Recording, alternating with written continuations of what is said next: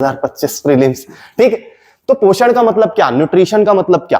ठीक है, तो मेनली हम जानते हैं कि न्यूट्रिशन जो चीजें, ठीक है, हमारे लिए, मानव शरीर के लिए, किसी जीव के लिए, किसी ऑर्गेनिज्म के लिए, ठीक है, क्या है, बहुत ज्यादा जरूरी है, उसे मुख्य रूप से जो जिससे वो क्या करता है, एक तो ऊर्जा प्राप्त करता है। हम दिन भर घूम फिर रहे हैं, ठीक है, उसके अलावा पढ़ रहे हैं, पढ़ाई कर रहे हैं, उसके लिए हम क्या कर रहे हैं, एक एनर्जी चाहिए, ऊर्जा चाहिए। तो ऊर्जा के रूप में जो हम चीजें प्राप्त कर रहे हैं वो क्या है, आपका पोषण है या न्यूट्रिशन है। ठीक है, उसके अलावा हम इतने छोटे थे और छोटे से इतने बड़े हो गए, ठीक है, तो हमारी क्या हुई, ग्रोथ हुई। ठीक है, ग्रोथ हुई, ये जो ग्रोथ हुई, ये जो वृद्धि हुई शरीर की, ठीक है, उसके लिए हमने जो भी प्राप्त किया वो क्या था, आपका पोषण। एक आसान भाषा में इसे क्या बोला जाता है, पोषण बोला जाता है। ठीक है, अब क्या किया गया है, जो पोषण है, अगर मुख्य रूप से अपन पोषण की बात करें तो पोषण को मुख्य रूप से अलग अलग क्या, वो जिस प्रकार से प्राप्त किए जाते हैं, और अगर हम दूसरा देखें वो किस चीज के लिए हमारे लिए काम आते हैं, उस हिसाब से उनको हमने बांटा है।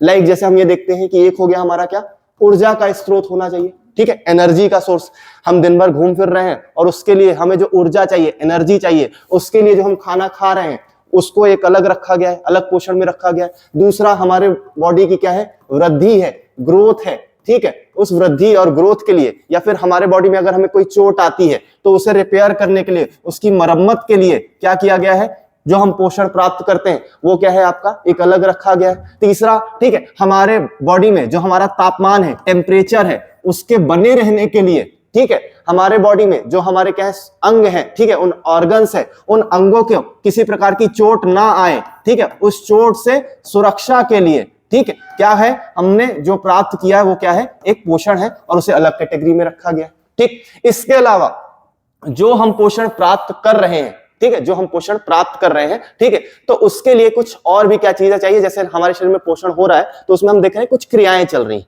ठीक है, जिसे नॉर्मली क्या बोल दिया जाता है, मेटाबॉलिक रिएक्शंस। ठीक है, मेटाबॉलिज्म बोला जाता है, उपापचयी क्रियाएं बोला जाता है। उन उपापचयी क्रियाओं को, जैसे हमने पोषण प्राप्त किया, कार्बोहाइड्रेट लिया, प्रोटीन लिया, ठीक है, ये हमारे क्या है, पोषण के पदार्थ है अलग अलग। ठीक है, ये अवयव है, उसको अगर हम किस प्रकार से हम प्राप्त कर रहे हैं शरीर में, तो हमने क्या किया, उसके लिए सबसे पहले देखा कि उनको, वो अभिक्रियाएं जो हमारे शरीर में जब पोषण गया शरीर में, ठीक है, तो वो जो रिएक्शंस होंगी वो रिएक्शंस अच्छे से हो, हमारे बॉडी में हमारी जो ग्रोथ है वो सही तरीके से हो, क्योंकि हमारे बॉडी में जो कुछ एंजाइम्स है, कुछ ऐसे व्यक्ति हैं जो काम कर रहे हैं, उनको काम करने में सहायता करने के लिए कुछ और भी हम पोषण प्राप्त करते हैं, जिसमें हम क्या देखते हैं, विटामिन वगैरह की बात करते हैं। ठीक है, कुछ और भी सहायक पदार्थ है कि हमारा जो पाचन हो रहा है, हमारे बॉडी में जो डाइजेशन हो रहा है वो डाइजेशन अच्छे से हो, तो उसके लिए भी हम अलग अलग पदार्थ लेते हैं। ठीक, तो जो हमने बात की, अगर उसको थोड़ा सा एक सारांश में देखें, या मेनली जो हम बात करने वाले हैं उसको देखें, तो सबसे पहला जो उसमें हमारा कंटेंट आता है जिससे हमें ऊर्जा प्राप्त होती है, वो क्या कहलाता है, आपका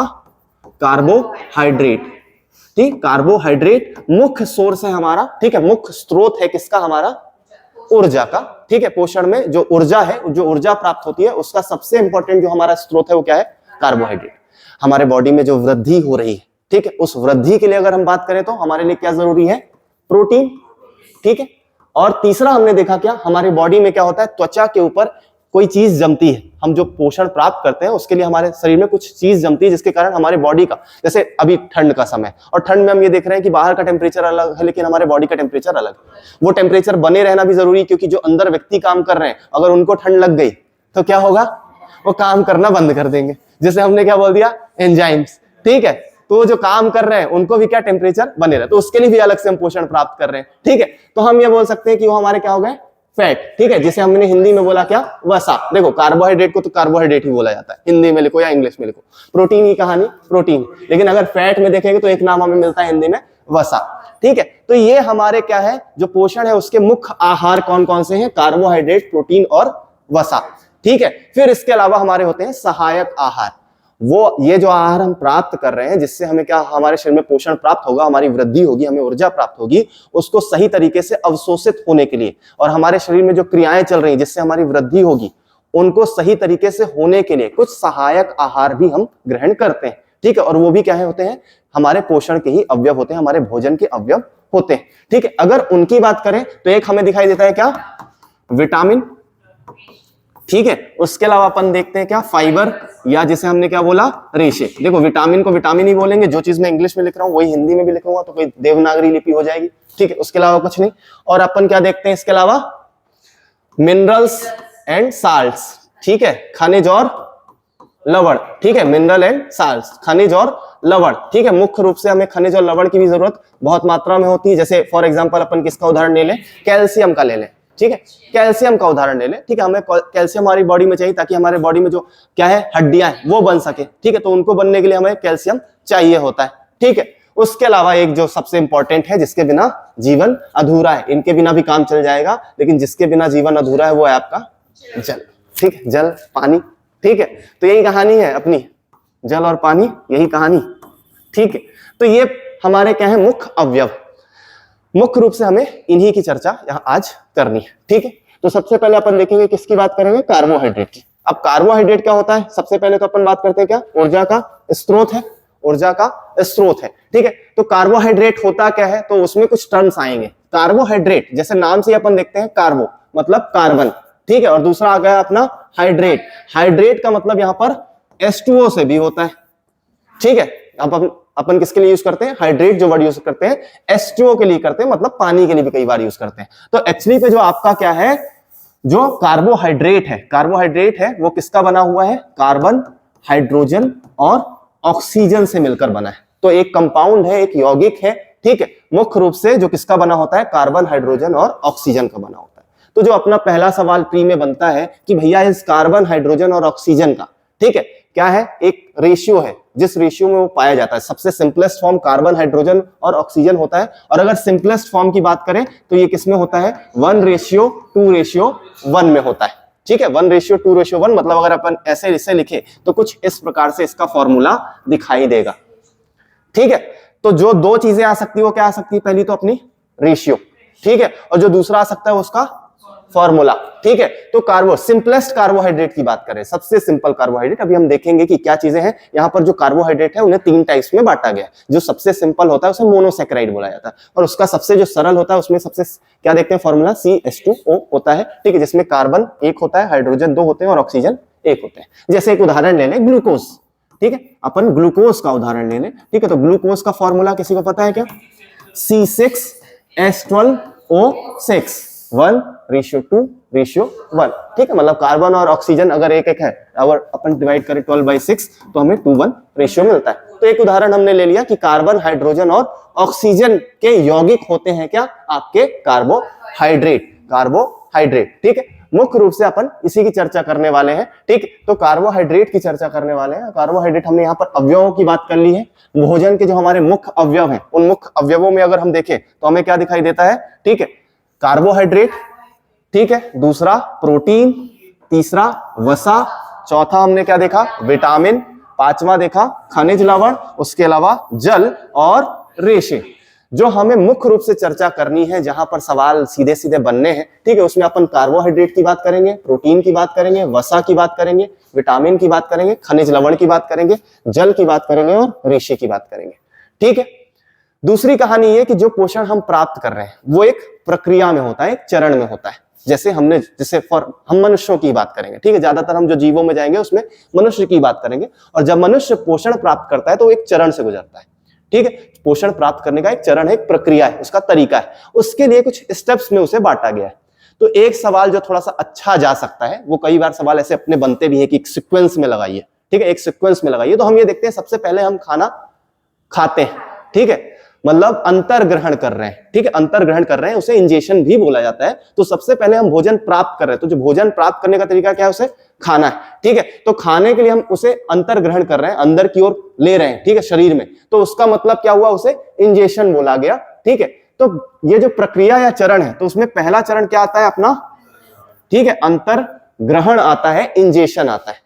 फिर हम उसे चबाते हैं, वो हमारे पेट के अंदर जाता है, ठीक है, और पेट के अंदर जाने के बाद और ये ज्यादा क्या होता है, घुलता जाता है, ठीक है, छोटे छोटे टुकड़ों में चेंज होता जाता है। और जो बड़े बड़े ठोस टुकड़े हैं, ठीक है, और जटिल टुकड़े हैं, कॉम्प्लेक्स हैं, उनका छोटे छोटे टुकड़ों में बदलना, तरल और सरल पदार्थों में बदलना क्या कहलाता है, पाचन कहलाता है। तो जो दूसरी प्रक्रिया है वो हमारे क्या होती है, पाचन होती है, डाइजेशन होता है, ठीक है। उसके बाद क्या होता है, जब पाचन हो जाता है तो हमारे शरीर में आते हैं, ठीक है, जो हमारी छोटी आंत है उसके द्वारा क्या किया जाता है, स्मॉल इंटेस्टाइन, इसके द्वारा क्या किया जाता है, उसे एब्जॉर्ब किया जाता है, अवशोषित किया जाता है, ठीक है। तो तीसरी जो प्रक्रिया वो क्या कहलाती है, आपकी अवशोषण कहलाती, ठीक है। अब अवशोषण के बाद क्या होता है कि आपके बॉडी में क्या होगा, वो जो अवशोषित हुआ है, आंतों द्वारा अवशोषित हुआ है पदार्थ, वो क्या होगा, पूरी की पूरी बॉडी में भेजा जाएगा, आपकी कोशिकाओं के पास भेजा जाएगा, ठीक है। और जो भेजा जाता है, किसके द्वारा भेजा जाता है, ब्लड के द्वारा भेजा जाता है, ठीक है। और उसको मेनली हम क्या बोल देते हैं यहां पर,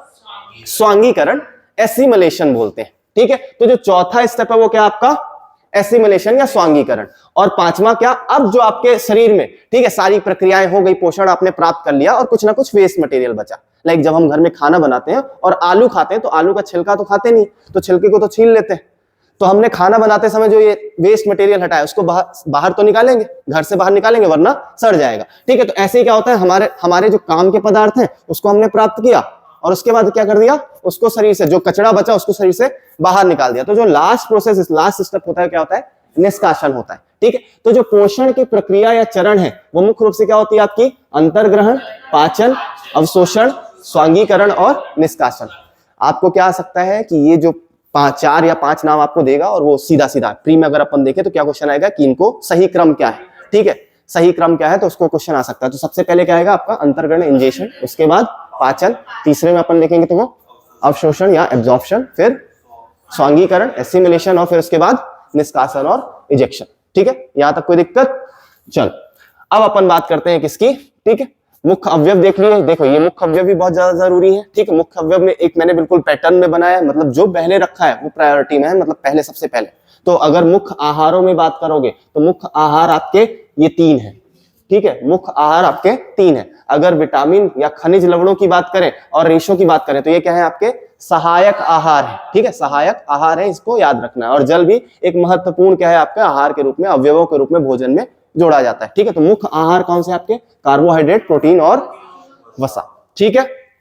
चलो नेक्स्ट अपन बात करने वाले हैं कार्बोहाइड्रेट की, ठीक है। कार्बोहाइड्रेट क्या है, ऊर्जा का स्रोत है, ठीक है। हमें हमारे शरीर में जो ऊर्जा हमें प्राप्त होती है वो किससे होती है, कार्बोहाइड्रेट से ही होती है, ठीक है, कार्बोहाइड्रेट से होती है। उसके अलावा हमने क्या देखा, किसका बना हुआ है ये, कार्बन, हाइड्रोजन और ऑक्सीजन का बना हुआ है, जो किस रेशियो में है, 1:2:1, ठीक है। दोबारा पढ़ने की जरूरत नहीं पड़े आपको, है ना, यहीं पर चीजें तैयार कर लो, एक बार पढ़ लिया यहीं पर सारी चीजें तैयार हो जाती है, ठीक है। 1:2:1 में है। एग्जाम्पल अपन फॉर्मूला देखेंगे तो क्या आएगा, CH2O आएगा, ठीक है। अब कुछ ऐसा पार्ट जो हमारे लिए थोड़ा सा इंपॉर्टेंट है, ये बेसिक बातें तो हम पहले भी जानते थे, ठीक है। जो कहानी हमें दिखाई देती है कि जो हम कार्बोहाइड्रेट प्राप्त करते हैं, ठीक है, और वो हमारा क्या है, ऊर्जा का स्रोत है, लेकिन पूर्ण रूप से जो 100% ऊर्जा है वो आपको कार्बोहाइड्रेट से प्राप्त नहीं होती, ठीक है। हमें हमारे शरीर में कार्बोहाइड्रेट ऊर्जा 50 से 80% किससे प्राप्त होती है, कार्बोहाइड्रेट से प्राप्त होती है। वो जो भोजन में ऊर्जा प्राप्त होती है 50 से 80% किससे प्राप्त होती है, कार्बोहाइड्रेट से। बाकी जो 20 से 30% है वो हमें किससे प्राप्त करनी चाहिए, फैट से प्राप्त करनी चाहिए, ठीक है, वसा से प्राप्त करनी जरूरी है। तो हम यहां पर देखते हैं क्या, कुल ऊर्जा आवश्यकता का क्या, 50 से 80% की पूर्ति किससे होती है, कार्बोहाइड्रेट से होती है, ठीक है। अब जो 1 ग्राम क्या है हमारा कार्बोहाइड्रेट है, या सिंपलेस्ट फॉर्म ग्लूकोज की यहां पर बात करते हैं। अगर 1 ग्राम ग्लूकोज पूर्ण रूप से क्या होता है, जलता है और ऊर्जा उत्पन्न करता है, तो जो ऊर्जा मुक्त होती है वो ऊर्जा कितनी होती है, 4.2 किलो कैलोरी, ठीक है। जो इंपॉर्टेंट यहां पर पार्ट है वो क्या है, 4.2 किलो कैलोरी। आपको जो ये अपन देख रहे हैं वो सारा चीजें अवेलेबल करा दी जाएंगी, कोई टेंशन की बात नहीं है, पूरा ध्यान यहां पर आप रख सकते हो, ठीक है। चाहे ऑनलाइन हो या ऑफलाइन हो, आपको सारी चीजें अवेलेबल करा दी जाएगी मेरी तरफ से, ठीक है। लास्ट में QR कोड मैं दे दूंगा, सीधे से स्कैन करो और देख लो, ठीक है। तो जो लिखने का आपको लगेगा वो आप आराम से लिख लेना, ठीक है। तो हमने क्या देखा, 1 ग्राम, ठीक है, सॉरी यहाँ पर लिखा हुआ 1 M लिखा है, ठीक है, ग्राम कर लेना, ठीक है, ये अपना ग्राम है। 1 ग्राम जो ग्लूकोज है उससे 4.2 किलो कैलोरी क्या होती है, ऊर्जा मुक्त होती है, ठीक है। अब बात आती है क्या, सोर्स की, स्रोत की। तो स्रोत तो आप जानते हो, आलू हो गया, चावल हो गया, गन्ना हो गया, चुकंदर हो गया, शकरकंद हो गया, ठीक है, स्वीट पोटैटो हो गया, बीट रूट हो गया, ठीक है। तो ये सारे आपके क्या है, ठीक, उदाहरण जहां से हमें कार्बोहाइड्रेट जिसमें ज्यादा मात्रा में होता है। इनमें सिर्फ कार्बोहाइड्रेट नहीं होता है, अन्य स्रोत भी होते हैं, लाइक इसमें प्रोटीन और फैट की मात्रा भी हो सकती है, लेकिन ज्यादा किसकी होती है, वो कार्बोहाइड्रेट की होती है, ठीक है। तो हमारा जो कार्बोहाइड्रेट होता है, ठीक है, वो क्या होता है, जैसे आप एक सिंपलेस्ट फॉर्म, हमें ग्लूकोज चाहिए, ठीक है, ग्लूकोज चाहिए, तो हमारी बॉडी को क्या चाहिए लास्ट में, ग्लूकोज, ताकि वो क्या कर सके, एनर्जी बना सके, ऊर्जा बना सके। लेकिन जो फूड होता है, जो आपका भोजन होता है, वो आपका ग्लूकोज के फॉर्म में नहीं होता है, ठीक है। वो आपका किसमें होता है? स्टार्च में, मंड में होता है। जैसे आलू है, एक प्रकार का मंड है। तो ये क्या है? बहुत सारे जो ग्लूकोज हैं छोटे छोटे, उनका क्या है? मिश्रण है, या उनका एक साथ बॉन्ड बना हुआ है, इकट्ठे क्या है? आपका मंड पाया जाता है, ठीक है। तो ये जो सोर्स है, जैसे आलू है, तो आलू क्या है? एक प्रकार का मंड है, ठीक है। और ये मंड क्या है? बहुत सारे ग्लूकोज एक साथ जुड़े हुए हैं। इसीलिए हम क्या करते हैं? इसको खाते हैं, बहुत ज्यादा चबाते हैं, फिर हमारे पेट में जाता है, और ज्यादा ये टूटता है, और लास्ट में सबसे सरल फॉर्म में आ जाता है। किसमें आ जाता है? ये ग्लूकोज में आ जाता है। तो हमें ग्लूकोज चाहिए, इसलिए हम उसे क्या करते हैं? मंड को चबाते हुए ग्लूकोज में, अपनी आंतों तक उसमें किसमें परिवर्तित कर देते हैं? ग्लूकोज में परिवर्तित कर देते हैं। और जो लास्ट हमारा क्या होता है? डाइजेशन होता है, वो कहां पर कंप्लीट होता है? छोटी आंत में होता है। तो जब हम डाइजेस्टिव सिस्टम पढ़ेंगे, वहां पर हम इनकी चर्चा करेंगे, ठीक है। तो मुख्य रूप से चावल एक अच्छा सोर्स है, आलू, गेहूं, मक्का, शकरकंद, चुकंदर, गन्ना और दूध। आप ये जानते हो कि दूध जो है उसे क्या माना जाता है? कंप्लीट फूड माना जाता है, ठीक है। दूध या मिल्क में हमें क्या मिलती है? सारे जो न्यूट्रिशन है वो मिलते हैं। तो दूध भी एक अच्छा सोर्स है किसका? आपका ग्लूकोज का, कार्बोहाइड्रेट का, ठीक है। अब मुख्य रूप से कहानी अगर हम ये देखें, तो जो आपका कार्बोहाइड्रेट है, ठीक है, जो आपका कार्बोहाइड्रेट है, उसे क्या किया गया है? 3 पार्ट में डिवाइड किया गया। उन्हें तीन उसके प्रकार बनाए गए। अब वो 3 प्रकार क्या है? तो जो सबसे सिंपलेस्ट फॉर्म होता है, जैसे कि अपना क्या हो गया? ग्लूकोज, ठीक है, ग्लूकोज हो गया, एक मॉलिक्यूल ग्लूकोज, ठीक है। तो जो एक मॉलिक्यूल ये सबसे सरल होता है, वो क्या होता है आपका? तो उन्हें बोला जाता है क्या? मोनोसैकेराइड, ठीक है। अभी सैकेराइड एक में लिख रहा हूं, बाकी में क्या होगा? मोनोसैकेराइड, ठीक। मोनोसैकेराइड बोला जाता है, जिसमें क्या होता है? सिर्फ कार्बोहाइड्रेट का सिर्फ एक अणु होता है, एक मॉलिक्यूल होता है, ठीक है। उसे हम क्या बोल देते हैं? मोनोसैकेराइड। लाइक आपका क्या हो गया? ग्लूकोज हो गया, सबसे अच्छा एग्जांपल इसका ग्लूकोज हो गया, ग्लिसरॉल्डिहाइड हो गया, गैलेक्टोज हो गया, ठीक है। ये आपके क्या है? एक प्रकार के सबसे सिंपलेस्ट फॉर्म है किसके?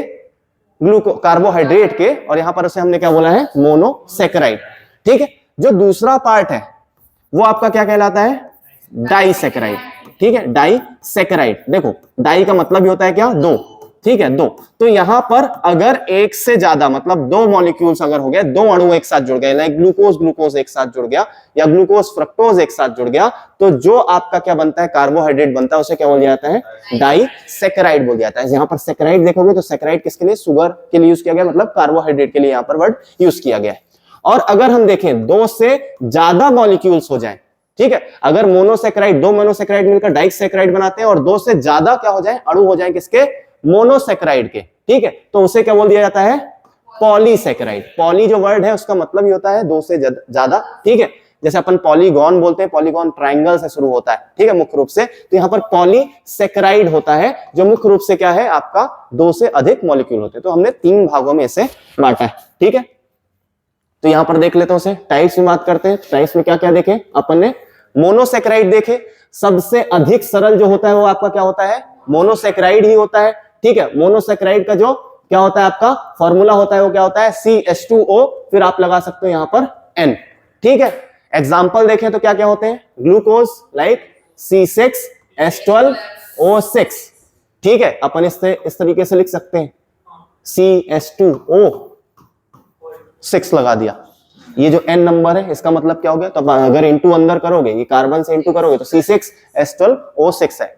ग्लूकोज सबसे सिंपलेस्ट फॉर्म है। उसके बाद और क्या एग्जांपल देखे? फ्रक्टोज हो गया, फिर गैलेक्टोज हो गया, ठीक है। उसके बाद अपन ने क्या देखा? ग्लिसरॉल्डिहाइड हो गया, ठीक है, ग्लिसरॉल्डिहाइड हो गया, ठीक है। उसके बाद हमने क्या देखा? डाइसैकेराइड की बात की। डाइसैकेराइड क्या होते हैं? आपके मोनोसैकेराइड के 2 अणु होते हैं, ठीक है। 2 अणु से मिलकर बना होता है कि आपका डाइसैकेराइड। ज्यादा तेज तो नहीं हो रहा है स्पीड? ठीक है, ओके, इतनी चलनी पड़ेगा अपने को, ठीक है।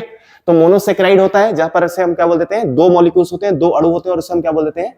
डाइसैकेराइड बोलते हैं, ठीक है। उदाहरण देखें तो क्या? सुक्रोज, माल्टोज और लैक्टोज, ठीक है, जैसे शक्कर वगैरह है, ठीक है। मुख्य रूप से आपकी जो शक्कर वगैरह, जो पीसी शक्कर आप देखते हो, तो आपका क्या फॉर्म होता है? आपका सुक्रोज का ही फॉर्म होता है, ठीक है। अभी आगे चलकर ये नाम आएंगे, जब हम डाइजेशन पढ़ेंगे तो डाइजेशन में हम ये देखेंगे एंजाइम्स आते हैं, सुक्रेज, माल्टेज। तो माल्टेज क्या करता है? माल्टोज को क्या करता है? सबसे सरल भाव मिलाता है मोनोसैकेराइड, ठीक है। माल्टेज हमारे शरीर में एंजाइम निकलता है, ठीक है, और माल्टेज क्या करता है? माल्टोज को परिवर्तित करता है, जो डाइसैकेराइड को परिवर्तित करता है किसमें?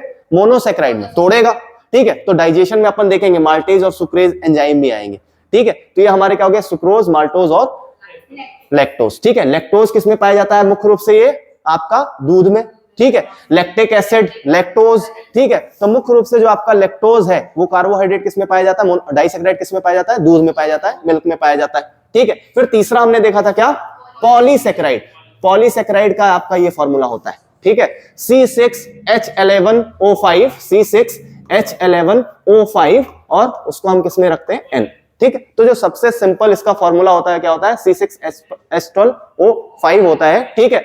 और इसमें क्या होते हैं, दो से ज्यादा अणु, मोर देन 2 मॉलिक्यूल्स होते हैं किसके, मोनोसैकेराइड के, ठीक है। मोनोसैकेराइड सबसे सिंपल फॉर्म, 2 हुए तो डाइसैकेराइड और 2 से ज्यादा हुए तो पॉलीसैकेराइड, उसे हमने बोला, ठीक है। और इसके एग्जांपल अपन ने अगर हम देख लें, ठीक है, तो इसका एग्जांपल क्या हो जाएगा आपका, मंड, या जिसे हमने क्या बोला, स्टार्च भी बोलते हैं, ठीक है, स्टार्च और मंड बोल दिया, ठीक है। उसके अलावा आप ये देखोगे सेल्यूलोज, सेल्यूलोज एक प्रकार का क्या है, कार्बोहाइड्रेट ही है, ठीक है, वो जिसे हम पचा नहीं सकते, ठीक है। मुख्य रूप से जो प्लांट्स हैं आपके, पादप हैं, उनमें जो पत्तियां वगैरह हैं, ठीक है, और जो उनके क्या होते हैं, तने वगैरह होते हैं, उनके जो रूट्स होते हैं वो किसके बने होते हैं, सेल्यूलोज के बने होते हैं।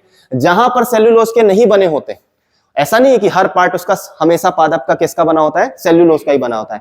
कभी कभी कुछ ऐसे भाग भी हैं जो सेल्यूलोज के नहीं बने होते, जैसे लाइक जो आलू है, ठीक है, आलू क्या होता है, क्या माना जाता है, उसका प्लांट का पादप का तना माना जाता है, ठीक है, तने के रूप में देखा जाता है। वो जो तने के रूप में देखा जाता है तो हम तो उसको खा रहे हैं ना, तो उसमें तो सेल्यूलोज नहीं है, ठीक है। ऐसे ही हम क्या, कुछ ऐसे भी पादप है जिनके हम क्या खाते हैं, जड़ों को खाते हैं, रूट को खाते हैं, तो वहां पर ठीक है, गाजर वगैरह हो गए, तो वहां पर आपका सेल्यूलोज नहीं है। तो ऐसा पादप का वो भाग जहां पर सेल्यूलोज नहीं होता, उसे हम मेनली क्या करते हैं, खाते हैं, और मुख्य रूप से वो स्टार्च या मंड के रूप में उसमें कार्बोहाइड्रेट होता है। तो जो सबसे मैक्सिमम अपन देखते हैं पॉलीसैकेराइड, वो क्या है, आपका मंड और स्टार्च, ठीक है। इतनी कहानी समझ में आई। अब देखो कार्बोहाइड्रेट में ऐसी कोई बीमारी तो होती नहीं ज्यादा, ठीक है, कमी हो गई तो वेट लॉस सबसे पहले, और अगर ज्यादा हो गया तो वेट गेन, क्योंकि हमारी बॉडी क्या करती है, ग्लूकोज को जो भी हम खा रहे हैं, अगर उसमें कार्बोहाइड्रेट की मात्रा ज्यादा है तो उसको क्या करती जाती है, रखती जाती, ठीक है, ग्लाइकोजन के फॉर्म में। तो अगर उसको सेव कर रही है तो हमारा वेट गेन होगा, ठीक है। तो मेनली अगर हम देखें, अगर क्या हो जाए, डिफिशियंसी हो जाए, ठीक है, डिफिशियंसी हो जाए, कमी हो जाए, ठीक है, कमी किसकी, कार्बोहाइड्रेट की, अगर हमने कम खाया तो सबसे पहला क्या होगा, वेट लॉस, और अगर बढ़ गया, अगर ज्यादा ले लिया तो वेट गेन। इतनी तो अपने को क्लियर है, ठीक है। अब जो दूसरे वर्ड आते हैं वो क्या आते हैं, ठीक है, वो आता है अपना वर्ड कीटोसिस, ठीक है। कीटो आपने कभी कभी सुना होगा, कीटो डाइट में चल रहे हैं, कीटो डाइट, वेट बहुत ज्यादा बढ़ गया, ठीक है, आजकल बहुत ज्यादा ये चलता है ना, कीटो डाइट, ठीक है। सुना है कि नहीं सुना, नहीं सुना, सुनना चाहिए भाई, कीटो डाइट, ठीक है। कीटो डाइट में मुख्य रूप से क्या होता है, कार्बोहाइड्रेट ना के बराबर लिया जाता है, या फिर हम ये कह सकते हैं कि लो कार्बोहाइड्रेट लिया जाता है, ठीक है, 5%, हाँ, जिम में कह सकते हो, लाइक जो बहुत ज्यादा जिनका वेट बढ़ जाता है तो कीटो डाइट में चलते हैं, आपने सुना होगा, ठीक है। ये आजकल इंग्लिश जमाना हाई फाई वाला जो चल रहा है वो कैसा चलता है आपका, ठीक है, कीटो डाइट में चलता है, ठीक है। तो क्या हो गया अपना 5%, मतलब क्या, लगभग कार्बोहाइड्रेट से जो ऊर्जा का सोर्स है, जो एनर्जी सोर्स है, वो कार्बोहाइड्रेट में ना डालकर किस में डाल देना, फैट में डाल देना। जो बहुत ज्यादा जिनके फैट होता है, देखो फैट भी क्या है हमने बोला, अभी आगे चलकर देखेंगे। वसा क्या है, आपका ऊर्जा का स्रोत है, वो आपके तापमान को नियंत्रित करने के अलावा एक क्या है, आपका ऊर्जा का भी स्रोत है। तो लोग क्या करते हैं, अब देखो अगर आपकी बॉडी को कार्बोहाइड्रेट मिल रहा है, ठीक है, अगर आपकी बॉडी को कार्बोहाइड्रेट मिल रहा है तो वो फैट का यूज नहीं करेगी बॉडी, लेकिन अगर कार्बोहाइड्रेट ही नहीं दे तो वो फैट का यूज करने लग जाएंगे, ठीक है। तो क्या होगा, उससे फैट बर्न होगा। तो बहुत सारे लोग क्या करते हैं, कीटो डाइट में चले जाते हैं ताकि फैट को बॉडी से कम किया जा सके। तो उसका मतलब होता है 5% कार्बोहाइड्रेट में आ जाना। तो मतलब यहां पर डिफिशियंसी है, कमी है, ठीक है। तो यहां पर अपन बात कर रहे हैं, इस चीज को मैं इसलिए बता रहा हूं ताकि ये वर्ड जो है वो याद रहे। तो कीटोसिस नाम की बीमारी हो जाती है, ठीक है, कीटोसिस नाम की बीमारी होती है किससे, कार्बोहाइड्रेट की कमी से, ठीक है। तो इसको बोलते हैं कीटोसिस। और वही अगर कम लोगे तो क्या, थकान लगेगी, ठीक है, फैटिग हो गए, थकान लगेगी, तो ये आपका क्या होता है, क्योंकि एनर्जी की कमी लगेगी। उसके अलावा सरप्लस में देखें तो हमने क्या देखा, वेट गेन। और उसके अलावा एक चीज और होती है, ब्रेन फॉग, ठीक है। ब्रेन फॉग का मतलब यहां पर क्या होता है, ये वर्ड याद रखना थोड़ा सा आप लोग, इंग्लिश और हिंदी दोनों में ही सेम चलता है, ऐसा आपको हिंदी में कुछ अलग नहीं। तो जैसे बहुत ज्यादा मीठा खा लिया, रसगुल्ले खा लिए, ये खा लिया, ठीक है, तो कई बार भ्रम लगने लगता है ना, चक्कर आने लग जाते हैं, ठीक, कंफ्यूजन पैदा होता है, ठीक है। तो वो एक नॉर्मल स्थिति है, मतलब ऐसा कुछ हुआ नहीं। लेकिन जब ये बहुत ज्यादा मात्रा में बढ़ जाए, ठीक है, ऐसा लगने लग जाए, ठीक है, तो उसे क्या बोल दिया जाता है, ब्रेन फॉग बोला जाता है, ठीक है। तो जो आपको यहां पर इंपॉर्टेंट पार्ट है, ठीक है, जो हमें देखना है, वो आपके दो वर्ड यहां पर याद रखने, ठीक है। कमी से क्या होता है, कीटोसिस, क्योंकि बाकी तो याद रहेगा, ठीक है, वेट लॉस और वेट गेन। यहां पर जो वर्ड है वो क्या जरूरी है कि अगर कमी हुई तो क्या हुआ, कीटोसिस हुआ, और अगर ज्यादा हो गया, सरप्लस में आ गया, तो उसको क्या बोल देते हैं हम लोग, ब्रेन फॉग। ठीक है, क्लियर। तो इस प्रकार से आपके क्वेश्चन जो है वो प्री में बन सकते हैं, ठीक है। चलो नेक्स्ट पार्ट अपन देखते हैं। तो ब्रेन फॉग का यहाँ पर मतलब क्या है, नर्वसनेस, जो जी मचलना वगैरह अचानक से लगने लग जाता है, कंफ्यूजन, भ्रम आने लग जाता है, ठीक है। भ्रम वगैरह ज्यादा अगर खा लिए तो फिर लगता है कि बहुत ज्यादा हो गई चीजें, थोड़ा सा बैठ लेना चाहिए, ठीक है। तो ये चीजें क्या होती हैं आपकी ब्रेन फॉग में होती है, ठीक है। नेक्स्ट अपन बात करते हैं किसकी, ठीक, हम प्रोटीन की बात करने वाले हैं। प्रोटीन को अगर हम पहले देखें तो प्रोटीन क्या एक प्रकार का आपका नाइट्रोजनी पदार्थ, ठीक है। वहां पर क्या थे वो, कार्बोहाइड्रेट में क्या था, CHO था, ठीक है। और आपके जो क्या होते हैं प्रोटीन होते हैं वो क्या होते हैं, नाइट्रोजन पदार्थ होते हैं, ठीक है। नाइट्रोजन, जो जटिल नाइट्रोजन पदार्थ होते हैं, ठीक है। और वो किसके बने होते हैं, तो ये बने होते हैं अमीनो अम्ल के, अमीनो एसिड्स के बने होते हैं। और अमीनो एसिड्स क्या होते हैं, अमीनो अम्ल क्या होते हैं, तो अगर सिंपल फॉर्मूले में अगर इसे समझे, ठीक है, सिंपल फॉर्मूले में, याद नहीं रखना है फॉर्मूला हमें, ठीक है। तो कुछ इस प्रकार से, इसका एसिड है तो एसिड में क्या होता है, मेनली कुछ इस प्रकार से अपना एक क्या होता है, इसका फॉर्मूला होता है। और मुख्य रूप से इससे क्या जुड़ा होता है, नाइट्रोजन जुड़ा होता है। तो एक प्रकार का नाइट्रोजनी पदार्थ है, ठीक है, जिसे हम क्या बोलते हैं, अमीनो एसिड्स। ये बहुत सारे अमीनो एसिड्स मिलकर किसको बनाते हैं, आपके प्रोटीन को बनाते हैं, ठीक है। तो मुख्य रूप से क्या है, एक प्रकार का जटिल नाइट्रोजनी पदार्थ है जो कि बहुत सारे अमीनो एसिड्स से मिलकर बना हुआ है। और ये जो अमीनो एसिड्स हैं, जो तीसरा पार्ट है, पहला क्या, प्रोटीन क्या है, अमीनो एसिड्स है, जटिल नाइट्रोजनी पदार्थ है, और ये किससे मिलकर बने हुए, अमीनो एसिड से मिलकर बने हैं। और ये जो अमीनो एसिड्स हैं वो एक दूसरे से, ठीक है, जिस बॉन्ड से जुड़े होते हैं, जिस बंध से जुड़े होते हैं, उस बंध को क्या बोला जाता है, पेप्टाइड बॉन्ड बोला जाता है, ठीक है। पेप्टाइड बॉन्ड बोला जाता है, हिंदी और इंग्लिश में सेम वर्ड चलता है, पेप्टाइड बॉन्ड। तो जो अमीनो अम्ल के बीच में बंध होता है उससे क्या बोला जाता है, पेप्टाइड बंध बोला जाता है, ठीक है, पेप्टाइड बंध। और मेनली अमीनो एसिड्स के लिए कई बार क्या वर्ड यूज किया जाता है, पेप्टॉन्स, ठीक है। इसीलिए ये पेप्टाइड बॉन्ड टूटा तो जो एक एक अणु है वो क्या कहलाया, आपका पेप्टॉन्स कहलाता है, ठीक है। पेप्टॉन्स कहलाता है क्या, एक छोटा छोटा अणु, ठीक है। तो अगर यहां पर हम बात करें किसकी, प्रोटीन की, ठीक है, तो मुख्य रूप से क्या है आपका एक प्रकार का जटिल नाइट्रोजनी पदार्थ है, ठीक है। प्रोटीन क्या है आपका, जटिल नाइट्रोजनी पदार्थ है, नाइट्रोजन युक्त यौगिक है, एक कंपाउंड है जो किससे मिलकर बना हुआ है, अमीनो अम्ल से मिलकर बना हुआ है। और किसके द्वारा जुड़ा रहता है, पेप्टाइड बंध के माध्यम से ये जुड़ा होता है, ठीक है। अब ये जो प्रोटीन वर्ड है, जो अपन को कहानी देखनी है, क्या देखनी है कि सबसे पहले जो प्रोटीन वर्ड है वो किसके द्वारा दिया गया है, फर्स्ट पॉइंट बाय अपन कह सकते हैं इसे गढ़ा गया। गढ़ा गया मतलब बनाया गया वर्ड, ठीक है ना, मतलब ऐसा इन्वेंट नहीं किया कि किसी ने प्रोटीन को ढूंढ लिया, सिर्फ अपन क्या देख रहे हैं, एक वर्ड जो किसी ने दिया, ठीक है। तो वो मुख्य रूप से अपन देखते हैं किसका नाम मिलता है, जे बर्जीलियस का नाम मिलता है। तो प्रोटीन जो वर्ड है वो किसके द्वारा गढ़ा गया था, दिया गया था, वो जे बर्जीलियस के द्वारा दिया गया था। हमारी जो बॉडी होती है वो 65 to 70% किसकी बनी होती है, पानी की बनी होती है, ठीक है। लेकिन उसमें जो प्रोटीन का भाग होता है, जो हमारी मांसपेशियां होती है, अगर एक प्रकार से देखें तो अगर प्रोटीन का भाग देखें तो कितने प्रतिशत होता है, 14 से 16%, ठीक है। तो जो पूरा बॉडी का मास है, जो वजन है पानी के साथ, उसका कितने प्रतिशत, 14 से 16% क्या होता है, प्रोटीन का होता है, ठीक है। और अगर पानी निकाल दिया जाए, क्योंकि हमने क्या बोला 70%, ठीक है, 70% है, बाकी 30% बचा, तो 30% में 14 से 16% क्या है अपना, प्रोटीन है। तो अगर पानी निकाल दिया जाए तो ड्राई वेट का कितना होगा, लगभग 42%, 42% क्या होता है, जो अगर ड्राई वेट का मतलब यहाँ पर पानी पूरा निकाल दिया, हमारी जो कोशिकाएं हैं उन कोशिकाओं के अंदर से जितना पानी वाला पार्ट है वो सारा निकाल दिया, सारा जो शरीर है वो किसका बना हुआ है, कोशिकाओं का बना हुआ। तो ड्राई वेट का कितना, 42% क्या होता है, प्रोटीन होता है। मतलब हमारी बॉडी एक्चुअली पे 50% किसकी बनी है, अगर पानी निकाल दिया जाए तो किसकी बनी है, प्रोटीन की। तो हमने इसीलिए बोला कि हमारे डेवलपमेंट, ग्रोथ के लिए, वृद्धि के लिए इंपॉर्टेंट क्या है, प्रोटीन इंपॉर्टेंट, ठीक है। अब स्रोत की बात करें तो भैया सभी स्रोत हैं, पादप और जंतु, मतलब हम पेड़ पौधों से भी प्राप्त करते हैं क्या, प्रोटीन, और उसके अलावा जंतु से भी प्राप्त करते हैं, ठीक है।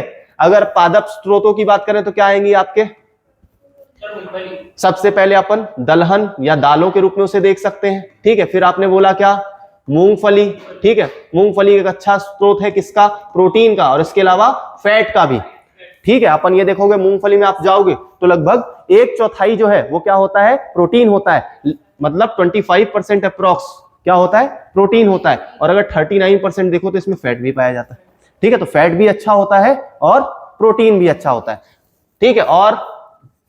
और बताओ और क्या स्रोत हो सकते हैं, मालवा में रह रहे हो और मालवा में रहते हुए अगर एक नाम नहीं बोला तो फिर क्या बोला, क्या, सोयाबीन। सोयाबीन, सोयाबीन एकमात्र स्रोत है, ठीक है, जो हमारे प्रोटीन होते हैं, कुछ अमीनो एसिड्स होते हैं जो हमारी बॉडी में चाहिए होते हैं हमें, ठीक है, अमीनो एसिड्स जो एक एसेंशियल अमीनो एसिड्स हैं जो हमारी बॉडी नहीं बना पाती।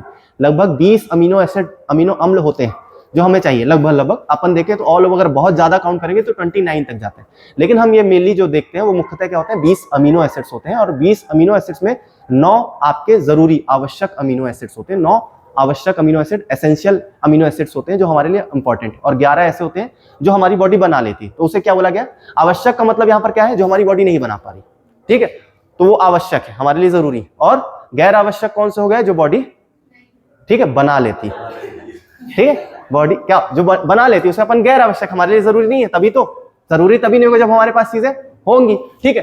तो अपन ये देखते हैं सोयाबीन एकमात्र ऐसा है जिसमें वो सारे ऐसे, मतलब पादपों में बात कर रहा हूं, ठीक है, पादप में, पादप स्रोत की अगर बात कर रहे हैं तो पादप स्रोत में अगर अपन देखें तो सोयाबीन एकमात्र स्रोत है जिसमें सारे के सारे आपके क्या होते हैं, एसेंशियल, ठीक है, आवश्यक क्या पाए जाते हैं, अमीनो एसिड्स पाए जाते हैं, ठीक है, एकमात्र स्रोत है। ना ही आपको दालों में पूर्ण रूप से सारे अमीनो एसिड्स मिलेंगे जो हमें चाहिए, ठीक है, कुछ ना कुछ एक आध, जैसे दाल देखते हैं, दाल और चावल को एक साथ खाया जाता है, तो ये संपूर्ण आहार के रूप में कई बार देखा जाता है, दालों में जो एक अमीनो एसिड कम होता है वो चावल में मिल जाता है, ठीक है, कई बार जो ये बात बोली जाती है। तो पूर्ण रूप से दालों दलहन में भी सारे अमीनो एसिड्स नहीं होते जो बॉडी में चाहिए, ठीक है। तो सोयाबीन एकमात्र पादप स्रोत है जिसमें वो सारे आवश्यक क्या होते हैं, अमीनो एसिड्स होते हैं जो बॉडी को चाहिए, ठीक है, पादप स्रोत। जंतु स्रोतों में तो लगभग सभी में क्या होंगे, आपके आवश्यक अमीनो एसिड्स पाए जाते हैं। भैया जो जंतु खा रहा है, सभी जगह से खा रहा है, तो उसमें उसके अंदर जो बॉडी बनी है, वो जो प्रोटीन बना हुआ है, वो क्या है, आपका अमीनो एसिड्स, तो सारे ही वहां पर है, ठीक है, तो उसका डेवलपमेंट ही सारे अमीनो एसिड से हुआ है,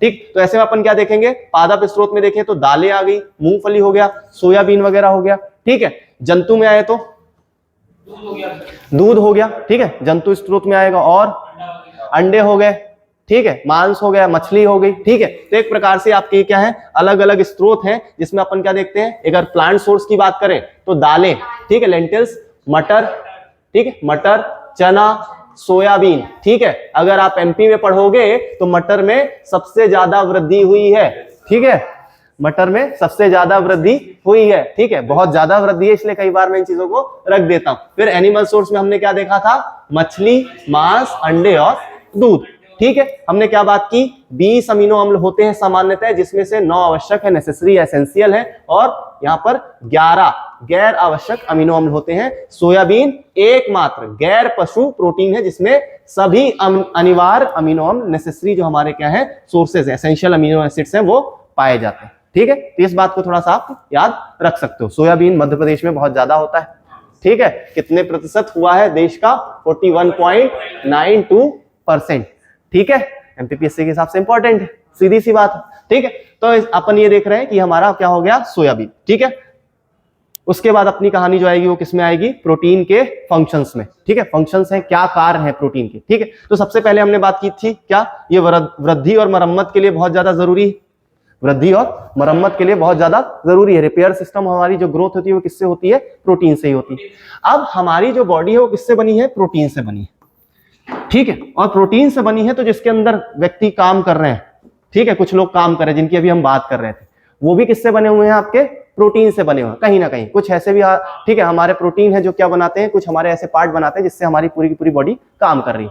उसमें एक व्यक्ति की बात लेते हैं जो क्या करता है, हमारे शरीर में ट्रांसपोर्ट करता है, ठीक है, किसको, ऑक्सीजन को, ठीक, कौन है वो व्यक्ति, हाँ, हीमोग्लोबिन, ठीक है, जो कि हमारे रक्त में पाया जाता है, ठीक है। यहां पर हीमोग्लोबिन हीम रंजक से, और ग्लोबिन एक प्रकार का प्रोटीन ही है, ठीक है। तो अगर फंक्शन में पहला जो सबसे इंपॉर्टेंट फंक्शन देखें तो वहां पर हमें क्या दिखाई देता है, हीमोग्लोबिन का, ये हीमोग्लोबिन क्या करता है, अपने साथ ऑक्सीजन को जोड़ लेता है और ऑक्सीजन को हमारे कोशिकाओं तक पहुंचा देता है। भैया आपने कार्बोहाइड्रेट कितना भी खाया हो, लेकिन ऑक्सीजन आपकी कोशिकाओं तक नहीं पहुंचा, आपके शरीर तक नहीं पहुंचा, तो ऊर्जा बनेगी नहीं, क्योंकि ऊर्जा बनने के लिए आपको ऑक्सीजन चाहिए। तो हम सांस क्यों लेते हैं, उसका कारण ही यही है कि ऊर्जा हमें चाहिए। अगर ऑक्सीजन सही नहीं मिली तो क्या हो जाते हैं, बेहोश हो सकते हैं, ठीक है। तो ऑक्सीजन, कई बार इस कमरे में अपन देख रहे हैं, अगर इस कमरे में क्या हमें ऑक्सीजन नहीं मिलेगी, ठीक है, खाना तो खा के आए, कार्बोहाइड्रेट तो बहुत लेके रखा है, ठीक है, लेकिन क्या ऑक्सीजन नहीं लिया तो हम क्या होगा, हमारी ऊर्जा बचेगी नहीं, ऊर्जा नहीं बचेगी तो हाथ पैर काम करना, बेहोश का मतलब हाथ पैर काम करना बंद कर देंगे, ठीक है। तो हीमोग्लोबिन क्या है, एक प्रकार का प्रोटीन है जो क्या करता है, ठीक, एक प्रकार से हमारे बॉडी में ऑक्सीजन ठीक है, और CO2, ठीक है, इन दोनों को वहन करता है, एक स्थान से दूसरे स्थान पर ले जाता है। यही ब्लड आपका क्या करता है, यही जो आपका ब्लड है, रक्त है, RBC है, वो क्या करता है, खाने को भी पूरे शरीर में पहुंचाता है, और उसके बाद ऑक्सीजन को भी पहुंचाता है, और जो वेस्ट मटेरियल बचता है रक्त, वो भी उसको कहां तक पहुंचाता है, तो हम उसको देखेंगे, सर्कुलेटरी सिस्टम की बात करेंगे। उसके अलावा हमारे बॉडी में क्या जो हार्मोन होते हैं, ठीक है, जो हार्मोन होते हैं, जो हमारी प्रक्रियाओं को, हमारी शरीर की अभिक्रियाओं को चला रहे होते हैं, वो भी किसके बने होते हैं, कुछ आपके प्रोटीन के बने होते हैं। ठीक है, तो मुख्य रूप से वृद्धि और मरम्मत, उसके अलावा हीमोग्लोबिन के फॉर्म में, उसके अलावा हार्मोन के फॉर्म में क्या होते हैं, आपके प्रोटीन पाए जाते हैं। तो यही इनके फंक्शंस के रूप में आते हैं। ठीक है, अगर यहां पर बात करें तो सबसे पहले क्या देखा अपन ने, कोशिकाओं की वृद्धि और मरम्मत के लिए, रिपेयर के लिए क्या जरूरी है, प्रोटीन जरूरी है। ठीक है, इसके अलावा जो हमारे बॉडी में क्या होते हैं, हमारे कमांडर होते हैं, ठीक है, हमारे सैनिक होते हैं। हमारे बॉडी में अगर कोई बाहरी व्यक्ति हमला कर दे, ठीक है, इस किले में, तो क्या होगा, अंदर सैनिक बैठे हुए हैं, तो वो आपके क्या कहलाते हैं, आपके एंटीबॉडीज कहलाते हैं। तो शरीर की सुरक्षा के लिए, ठीक है, आपके जो बॉडी में प्रतिजैविक बनते हैं, एंटीबॉडीज बनते हैं, वो भी क्या होते हैं, आपके प्रोटीन के बने होते हैं। ठीक है, उसके बाद हमने क्या देखा था, हीमोग्लोबिन की बात की थी। ठीक है, तो हीमोग्लोबिन के रूप में क्या करते हैं, ये शरीर के में परिसंचरण तंत्र, मतलब लाने ले जाने का काम करते हैं। किसको, गैसीय संवहन की बात कर रहे हैं, यहाँ पर गैसियस ट्रांसपोर्ट की बात कर रहे हैं, ऑक्सीजन को लाना, फिर उसके बाद कार्बन डाइऑक्साइड को बाहर छोड़कर आना कि भैया जाओ। ठीक है, और तो ये कहानी अपनी किसमें चलती है, गैसीय संवहन के रूप में, हीमोग्लोबिन। ठीक है, दूसरी कहानी क्या देखी, जो हमारे कुछ हार्मोन्स है, वो किसके बने होते हैं, प्रोटीन के बने होते हैं। इसका मतलब क्या है, प्रोटीन जो रहता है वो किसमें भाग लेता है, हार्मोन के संश्लेषण में भाग लेता है। ठीक है, हार्मोन के संश्लेषण में भाग लेता है।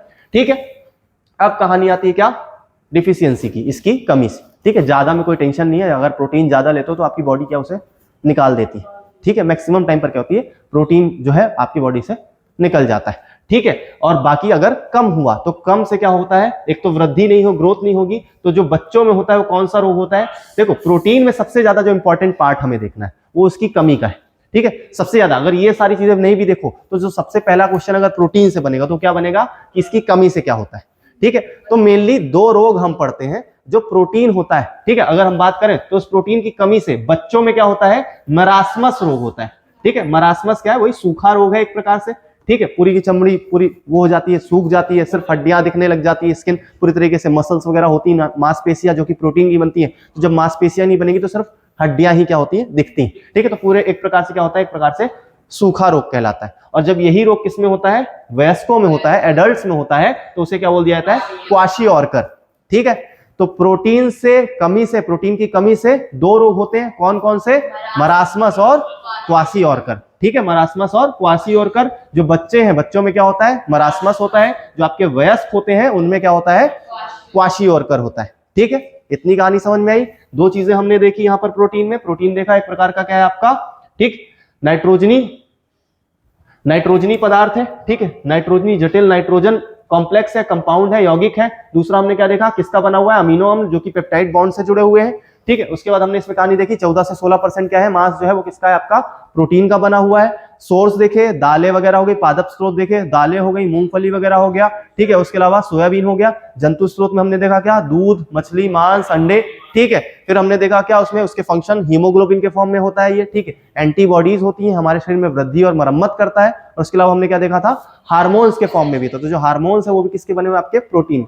तो ऐसा आपको क्वेश्चन भी आ सकता है कि इनमें से कौन प्रोटीन नहीं है। आपको ये क्वेश्चन पूछा जा सकता है कि आपको दे देगा ऑप्शन में क्या, कि इनमें से कौन प्रोटीन नहीं है। हीमोग्लोबिन उसमें डाल देगा, वो हार्मोन्स डाल देगा, एंजाइम्स डाल देगा। ठीक है, तो इस प्रकार से आपके जो क्वेश्चन है वहां पर बनते हैं। ठीक है, तो ये चीज आप, आई होप आपको समझ में आई होगी।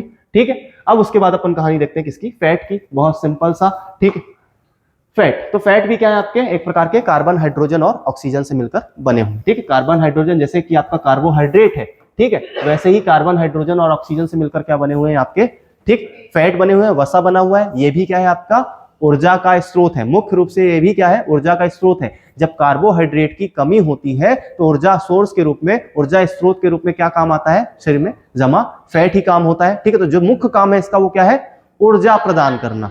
ठीक है, और किसी भी वयस्क व्यक्ति को 20 से 30% जो ऊर्जा है वो किससे प्राप्त करनी चाहिए, फैट से ही, वसा से ही प्राप्त करनी चाहिए। ठीक है, 20 से 30% ऊर्जा किससे प्राप्त होनी चाहिए, हमें वसा से प्राप्त होनी चाहिए। और जब 1 ग्राम वसा जलता है और उससे जो ऊर्जा मुक्त होती है वो कितनी होती है, 9.3 किलो कैलोरी। ग्लूकोज से कितनी हुई थी 4.2 किलो कैलोरी, जबकि उससे ज्यादा किसमें हो जाती है, फैट में हो जाती है। तो लगभग 20 से 30% ऊर्जा हमें किससे प्राप्त करनी चाहिए, फैट से प्राप्त करनी चाहिए। इसके अलावा हमने क्या बोला कि ऊर्जा प्रदान करने के अलावा इसके अन्य कार्य क्या है, तो ये हमारी त्वचा में जमता है, ठीक है, हमारी त्वचा में जमता है। वहां त्वचा में जमने के बाद दो काम करता है। दो काम क्या, तो जमने की वजह से क्या होता है, जिसका फैट ज्यादा होता है उसको अगर वो थोड़ा बहुत गिर भी जाता है तो जल्दी चोट नहीं लगती, ठीक है, हड्डियां टूटने की संभावनाएं थोड़ी सी कम होती है अगर फैट ज्यादा। तो एक फायदा भी है, ठीक है, एक फायदा भी है, बस फैट उतना ही होना चाहिए जितना जरूरी है, ठीक है। तो क्या कि हमें एक जो फायदा मिलता है वो क्या मिलता है कि हड्डियां टूटती नहीं है, ठीक है, चोट कम लगती है, हमारे अंगों को, हड्डियों के अलावा जो अंग है उनको भी चोट कम लगती है। जो दूसरा फायदा वो है कि क्या करता है, जब स्किन में जमा होता है, त्वचा में जमा होता है, तो उसकी वजह से तापमान शरीर का सही बना रहता है। जिसके शरीर में फैट ज्यादा होता है वो ज्यादा उसको ठंड ज्यादा लगती भी नहीं, ठीक है। तो फैट का एक और कारण है, जिसको ज्यादा ठंड लगती है कहीं ना कहीं फैट वगैरह की कमी भी, ऐसा एक कारण नहीं है, जरूरी नहीं है कि ऐसा बिल्कुल भी हो, ठीक है, अन्य कारण भी हो सकते हैं। तो फायदे बता रहा हूं कि आप अगर क्या हो, फैट प्राप्त करते हो, ठीक है। तो हमने क्या देखा यहाँ पर कि जो फैट है वो क्या करता है, ऊर्जा का स्रोत के अलावा क्या है यहाँ पर, ठीक है, ऊर्जा के स्रोत के अलावा जो इसके मुख्य कार्य वो क्या है, ठीक है, वो त्वचा में जमा होता है। त्वचा में जमा होकर क्या करता है, शरीर में ताप नियंत्रण करता है, साथ ही अंगों को चोट से बचाता है। और उसके अलावा ये मुख्य रूप से ऊर्जा का स्रोत है। और जो एक फायदा वो क्या है कि जो हम सब्जी वगैरह खाते हैं, बाहर मार्केट में बहुत कुछ खाते हैं, ठीक है, तो ये स्वादिष्ट होता है, हमारे खाने को स्वादिष्ट बनाता है, ठीक है, जितना ज्यादा तेल उतना अच्छा क्या है, स्वादिष्ट। मंचूरियन, चाउमीन, पिज्जा, बर्गर, ठीक है, बड़ी मात्रा में बहुत अच्छा आपको क्या मिलता है, सैचुरेटेड फैट मिलता है, ठीक है, जो आपकी बॉडी में फिर बाद में कोलेस्ट्रॉल पैदा करता है और बीमारियां पैदा करता है। भी आएंगे बीमारियां यहाँ पर कौन सी होती, ठीक है। अब इसके स्रोत की बात कर लेते हैं। तो मुख्य रूप से जो इसके स्रोत है वो क्या है, एक तो वनस्पति होगा और दूसरा आपका क्या होगा, एनिमल फैट होगा, ठीक है। मुख्य रूप से जो वनस्पति स्रोत है वो क्या है, वनस्पति तेल के रूप में उपलब्ध है, ठीक है। वनस्पति तेल आपके कौन से हो गए, अभी अपन ने देखा था मूंगफली, ठीक है, मूंगफली के अलावा सोयाबीन भी होता है, ठीक है, सोयाबीन से भी बनता है। उसके अलावा नारियल का तेल है, उसके बाद सरसों, ठीक है, सरसों के अलावा अपन ने आलमंड देखा और सनफ्लावर देखा, सूर्यमुखी, ठीक है, बादाम का तेल वगैरह, ठीक है, लगाते हो, आलमंड ऑयल आता है ना, ठीक है, ठीक है, सनफ्लावर का खाते हो। उसके अलावा सोयाबीन हो गया, ठीक है। तो जहां पर भी आपको जो जो तेल याद आ रहे हो वो सारे आपके क्या है, फैट के अच्छे सोर्स है, ठीक है। कपास का भी तेल होता है, ठीक है। उसके अलावा एनिमल फैट में बात करें तो सबसे अच्छा फैट अपन देखते हैं क्या, वही संपूर्ण है, दूध और मिल्क की बात करें। उसके अलावा अंडे, फिर पनीर जो कि मिल्क से ही बना है, उसके अलावा मछली, ठीक है, मछली का भी तेल होता है, ठीक है, अनसैचुरेटेड फैट में आता है। तो मुख्य रूप से अपन ने क्या देखा, अब यहाँ पर बात कर रहे हैं कि ये जो तेल हम देख रहे हैं, ठीक है, अगर आप ये देखोगे तो कुछ क्या होता है, जब आपके जो तेल होते हैं एक समय आने पर ठंड बहुत ज्यादा पड़ जाती है तो क्या हो जाते हैं, जम जाते हैं, ठीक है, जम जाते हैं। तो मुख्य रूप से अगर वसा की बात करें, जैसे हमारे बॉडी में भी जमता ही है, जब हमारी बॉडी में स्किन में जाता है तो वो जम जाता है, ठीक है। तो जो मुख्य रूप से वसा होता है वो क्या होता है, ठोस होता है, ठीक है। और अगर वो ठोस अवस्था में नहीं है तो उस वसा को क्या बोल दिया जाता है, तेल बोला जाता है, ठीक है। ऑयल का एक प्रकार का वसा है, ठीक है, वसा ही है। और वसा कब, उस जब वो जमता नहीं है, ठीक है, समान टेम्परेचर पर 20 डिग्री पर जमता नहीं है तो वो आपके क्या कहलाते हैं, तेल कहलाते हैं, ठीक है। तो तेल एक प्रकार का क्या है, वसा ही है, ठीक है, मतलब पूर्ण रूप से वसा ही है, लेकिन वो लिक्विड फॉर्म में है, तरल रूप में है, तो उसे हम क्या बोल देते हैं, तेल बोल देते हैं, ठीक है। अब आपके जो वसा होते हैं वो मुख्य रूप से दो प्रकार के होते हैं, ठीक है। और उन अगर वसाओं की बात करें तो मुख्य रूप से अपन ये देखेंगे, उसे क्या बोला जाता है, एक तो संतृप्त या जिसे सैचुरेटेड बोला जाता है, ठीक है। तो जो संतृप्त वसा होता है मुख्य रूप से क्या होता है, आपका ठोस अवस्था में ही होता है, ठीक है, संतृप्त में होता है। मतलब जैसे आपका फॉर एग्जांपल यहाँ पर ले ले, किसकी बात कर ले, यहाँ पर कोकोनट, सभी लोग नारियल का तेल यूज करते हो, खाने वाला तेल भी है ये, लेकिन हालांकि हम इसे लगाने में यूज करते हैं, ठीक है। इसका फायदा उठाता है क्या, कंपनी, ठीक है, बढ़िया टैक्स बचाता है अपना, ठीक है। आप अगर उसकी डिब्बी उठाकर देखोगे तो आपको मिलेगा कि खाने एडिबल ऑयल के रूप में बिकता है, ठीक है, इसलिए 5% टैक्स ही लगता है। अगर लगाने वाले तेल में बेचता तो ज्यादा टैक्स लगता, ठीक है। चलिए, ये सिर्फ पढ़ाने के लिए है, इसका किसी भी जीवन से लेना देना, ठीक है, मतलब पैरासूट से या फिर डाबर से लेना देना नहीं है, ठीक है, किसी प्रकार से उनका नुकसान करने की साजिश नहीं की जा रही, ठीक है। तो सबसे पहले अपन देखें, सॉलिड स्टेट में होता है आपका वसा, ठीक है, और अगर वो क्या है, ठोस अवस्था में नहीं तो उसे हम क्या बोल देते हैं, तेल बोल देते हैं। मुख्य रूप से आपके दो प्रकार के क्या होते हैं, वसा होते हैं, एक होता है संतृप्त वसा।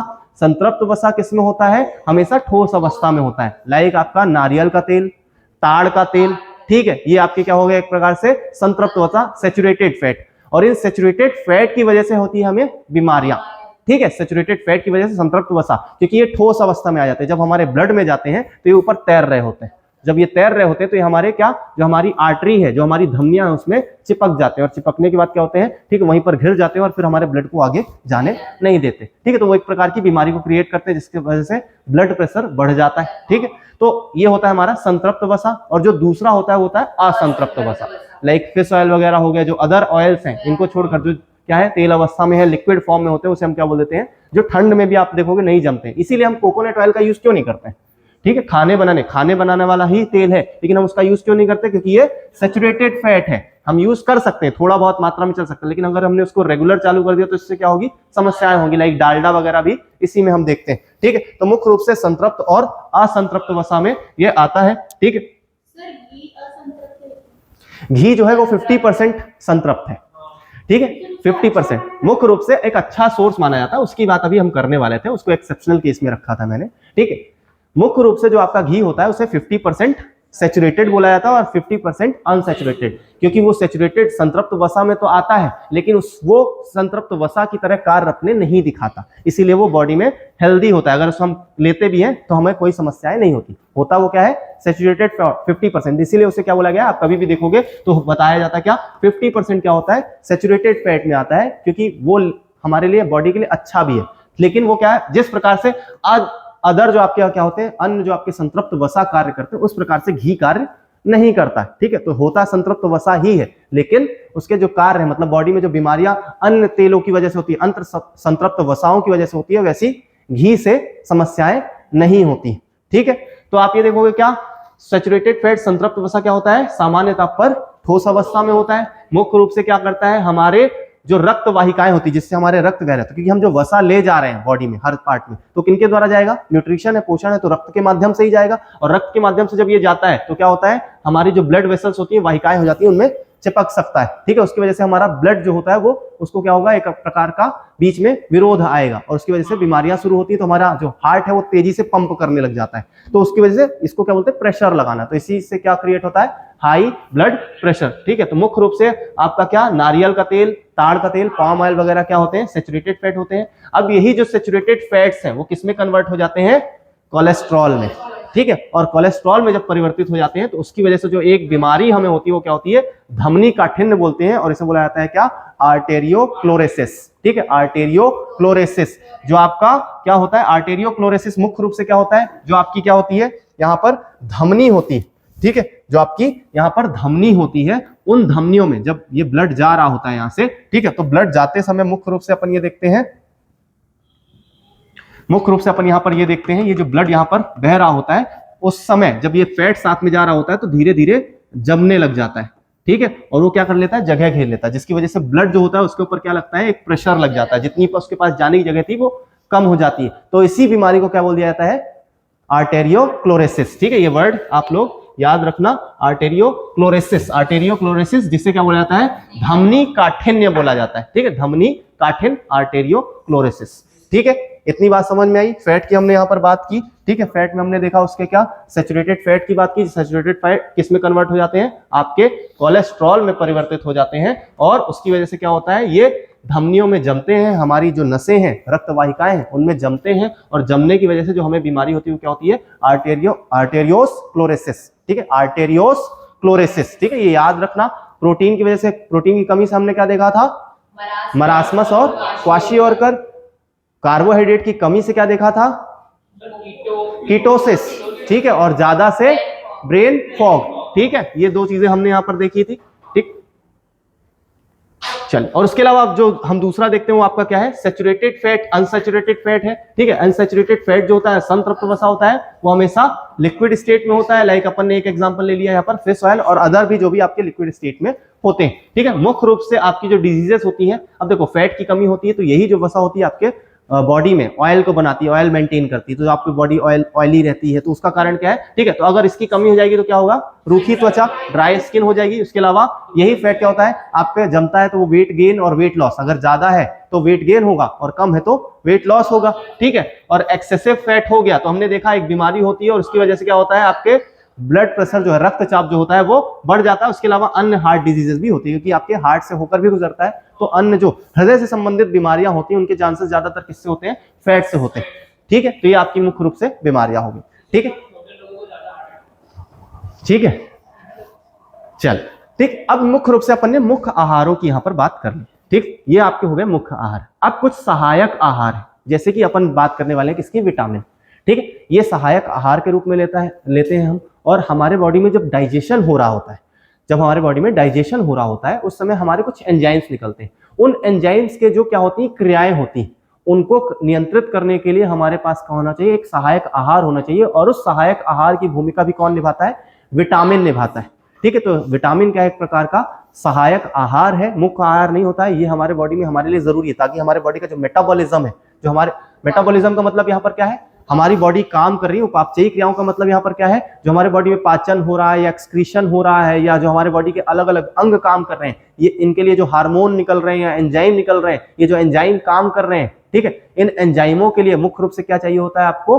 ठीक, कुछ और भी न्यूट्रिशन चाहिए होता है। और उस न्यूट्रिशन के रूप में, पोषण के रूप में आपके क्या पाए जाते हैं?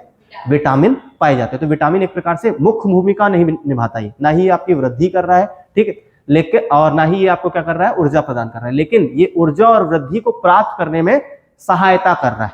ठीक है, एंजाइम्स का मतलब क्या होता है? तो एंजाइम्स का मतलब मुख्य रूप से क्या होते हैं? एक प्रकार के कैटलिस्ट होते हैं। कैटलिस्ट का मतलब आपके जीवन में जो आपके दोस्त हैं, जो आपके सहायता कर रहे हैं, वो आपके क्या है? कैटलिस्ट है। ठीक है, कैटलिस्ट का मतलब यहाँ पर क्या होता है? जो आपके जीवन में लोग सहायता करते हैं। तो सारी जो हमारे शरीर में क्रियाएं हो रही हैं, ठीक है, वो क्रियाएं जो हो रही हैं उनमें मदद करने वाला व्यक्ति कौन है? कैटलिस्ट। और जब वो किसकी बॉडी में होती है? किसी सजीव की बॉडी में होती है, तो उसको क्या बोला जाता है? Bio catalyst. और यही बायो कैटलिस्ट को नाम दिया जाता है क्या? एंजाइम्स। ठीक है, तो आई होप एंजाइम्स जो वर्ड है वो आपको क्लियर होगा कि एंजाइम्स आपके क्या होते हैं। ठीक है, ये क्रियाएं करवाते हैं हमारे बॉडी में। ठीक है, मुख्य रूप से अपन अब देखने वाले हैं क्या? विटामिन की। तो विटामिन क्या एक प्रकार का सहायक आहार है। ठीक है, और सहायक आहार तो ये किस रूप में होता है? ये भी एक प्रकार का क्या है? कार्बनिक यौगिक है।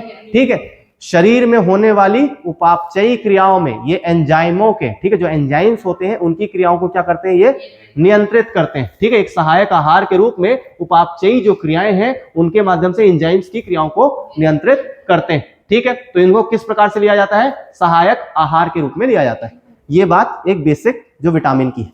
दूसरी कहानी क्या कि भैया किसने पहली बार शब्द लिया? ठीक है, तो हम अगर शब्द देखें तो सबसे पहले ये जो वर्ड है सर्वप्रथम किसके द्वारा दिया गया था? 1911-12 में सी फंक द्वारा दिया गया था। इनका जो पूरा नाम है वो क्या है? कैसिमिर फंक, हालांकि शॉर्ट फॉर्म में ही आ जाता है मुख्य रूप से सी फंक। इन्होंने नाम क्वाइन किया था, मतलब गढ़ा था। ठीक है, उसके अलावा हमें एक नाम और मिलता है, कई बार जो नाम मिलता है वो क्या मिलता है कि इसको इन्वेंट किसने किया? तो एक हमें नाम मिलता है FG Hopkins.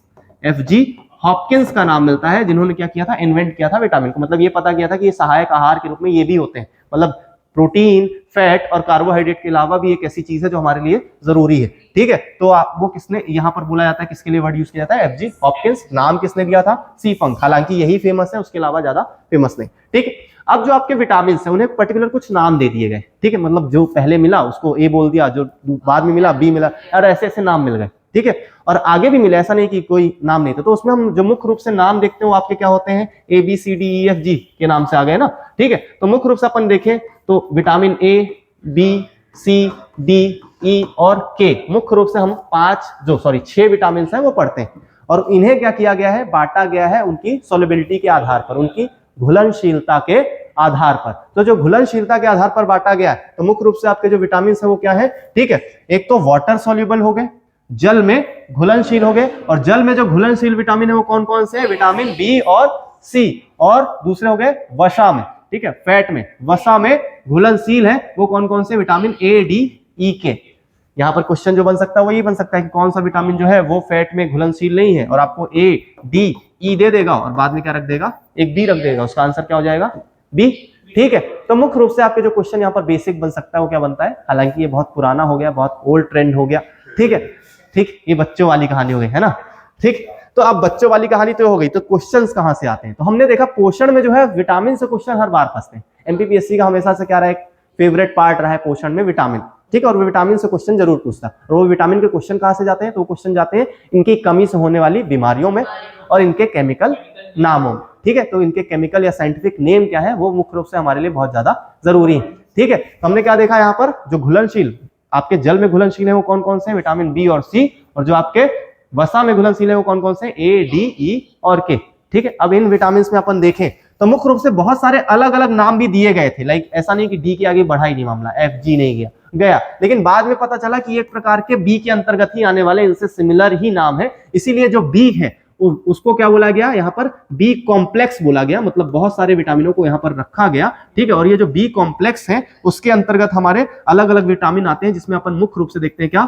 B1, B2, B3, फिर B5 देखते हैं, फिर B6, B7, ठीक है, उसके अलावा B9 और B11 जिसे बोला जाता है, और उसके अलावा B12। ठीक है, मुख्य रूप से हमें इन विटामिन की भी चर्चा करनी। ठीक है, तो जो हमारा पहला विटामिन है वो क्या है? विटामिन ए, और विटामिन ए का केमिकल नेम क्या है? रेटिनॉल।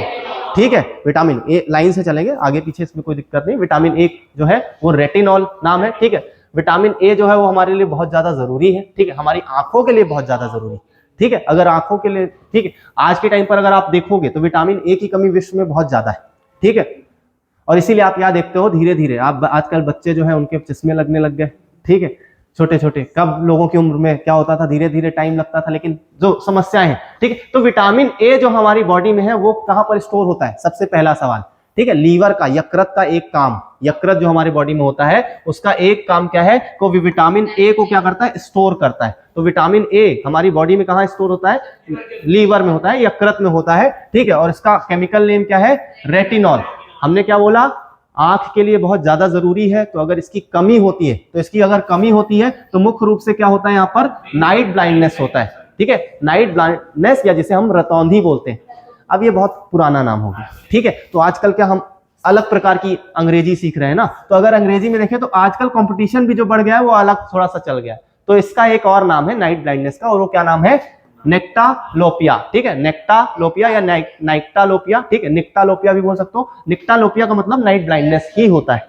ठीक है, लेकिन आजकल जो नाम है, अब कंपटीशन आ गया, कंपटीशन में क्या होगा? कुछ अलग नाम देने के चक्कर में। ठीक है, तो जो अलग नाम हमें दिखाई देता है वो क्या दिखाई देता है? नेक्टालोपिया। ठीक है, नेक्टालोपिया का मतलब क्या है? रतौंधी, या जिसे हम क्या बोल देते हैं? नाइट ब्लाइंडनेस, मतलब रात में दिखना बंद हो जाता है। पहले आंखें धीरे धीरे खराब होना शुरू होती, और उसमें से एक काम शुरू होता है क्या? अंधेरे में दिखना बंद, हमें अंधेरे में दिखाई देना बंद हो जाता है। ठीक है, उसके अलावा अगर बहुत ज्यादा कमी हो जाती है, ठीक है, बॉडी में अगर बहुत ज्यादा विटामिन ए की कमी हो जाती है, तो एक बीमारी और होती है जिसे क्या बोला जाता है? ज़ेरोथैल्मिया। ठीक है, ज़ेरोथैल्मिया नाम बोला जाता है। ज़ेरोथैल्मिया जहां पर क्या होता है वही, ये भी क्या है? आंखों से संबंधित बीमारी है, दिखना बहुत ज्यादा कम हो जाता है। ठीक है, तो उसे मुख्य रूप से क्या बोल देते हैं? ज़ेरोथैल्मिया। उसके अलावा वही है, कॉर्निया जो होता है अपना, उसमें श्वेत फुल्ली पड़ जाती है। ठीक है, तो ये समस्याएं आंखों से संबंधित जितनी भी बीमारियां हैं वो मुख्य रूप से किससे होती है? विटामिन ए की कमी से होती है। ठीक है, अब आते हैं अपन किसमें? तो विटामिन ए किसमें घुलनशील है? वसा में कि जल में? वसा में घुलनशील। ठीक है, वसा में घुलनशील। ठीक है, बीसी को छोड़कर सारे जो है वो वसा में घुलनशील है, और हमने विटामिन ए की बात की जो किसमें? वसा में घुलनशील। ठीक है, नेक्स्ट अपन बात करेंगे, ठीक है, विटामिन B1 की। ठीक है, विटामिन बी की। तो ए के बाद अपन आए बी, और बी में अपन ने देखा क्या?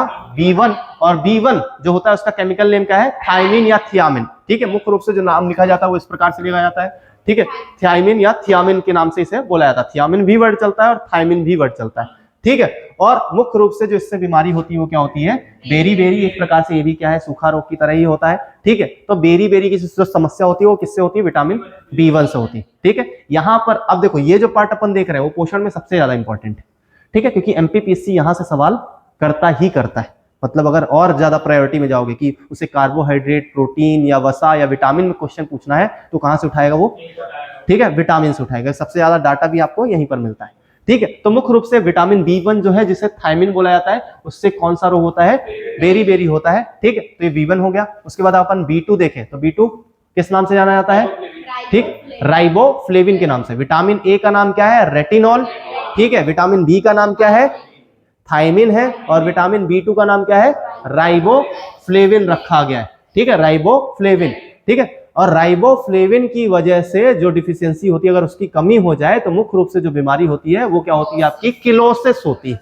ये नाम याद रखना आप लोग। ठीक है, किलोसिस का मतलब क्या होता है? जो होंठ होते हैं मनुष्य के, जो होंठ वगैरह वो फटने लग जाते हैं, उसमें दाग वगैरह पड़ने लग जाते हैं। ठीक है, एक प्रकार से स्किन डैमेज होने लग जाती है। ठीक है, तो मुख्य रूप से जो किलोसिस होता है वही कि स्किन से संबंधित बीमारी है। उसके अलावा क्या वही ये सबसे बड़ी जो समस्या आती है वो क्या होती है, डाइजेस्टिव ऑर्डर बिगड़ जाता है, डाइजेस्टिव प्रॉब्लम आने लग जाती है, जिसकी वजह से आपकी जो बॉडी वो एसिड वगैरह बहुत ज्यादा निकालने लग जाती है, और या फिर रूखी त्वचा भी हो जाती है। तो इससे संबंधित आपको क्या हो जाता है, एक बीमारी होती है जिसे अपन ने क्या बोला है, किलोसिस बोला है। ठीक है, किलोसिस के अलावा अपन ने इसे क्या बोला, एक प्रकार से सोर थ्रोट हो गया, जो आपका गला है उसमें क्या हो जाता है, सूजन वगैरह आने लग जाती है। उसके अलावा त्वचा फटने लग जाती है, आंखों का लाल होना और रूखापन। ठीक है, त्वचा का रूखापन वगैरह जो है वो किसकी वजह से होता है, आपके विटामिन B2 की कमी से। ठीक है, हमारे बॉडी में क्या हो रही है, जो क्रियाएं हो रही है वो सही तरीके से कब होंगी, जब ये विटामिन होंगे। अगर नहीं होंगे तो उसकी वजह से सारी क्रियाएं अंदर सही तरीके से नहीं हो पाएंगी, इसलिए इसे सहायक आहार के रूप में हमने लिया। ठीक है, क्या देखा, विटामिन ए रेटिनॉल, ठीक है, विटामिन B1 थायमिन और vitamin B2 riboflavin. Vitamin A की कमी से नेक्टोलोपिया या जेरोथेल्मिया होता है। ठीक है, विटामिन B1 से क्या देखा, बेरी, और फिर विटामिन B2 से क्या देखा, किलोसिस, मुख्य रूप से किलोसिस। ठीक है, वही क्या, त्वचा का फटना या फिर होठों का फटना, ठीक है, आंखों का लाल होना वगैरह, त्वचा का रूखापन, वो किससे होता है, आपका विटामिन B2 से। ठीक है, विटामिन B3 का नाम क्या है, यहां पर ये सबसे बहुत ज्यादा इंपॉर्टेंट है। विटामिन B3 का नाम है नियासिन।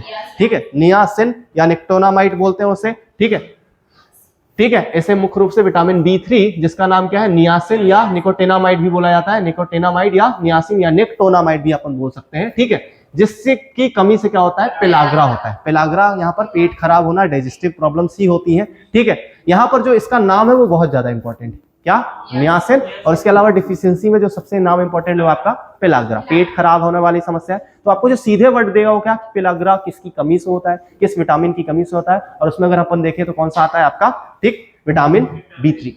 ठीक है, विटामिन B3। ठीक है, अब अपन आते हैं विटामिन B5 पर। विटामिन B5 से ही नाम है पेंटा। ठीक है, और पेंटा से नाम आ जाता है क्या, पेंटोथेनिक। ठीक है, इसको याद नहीं रखना पड़ेगा।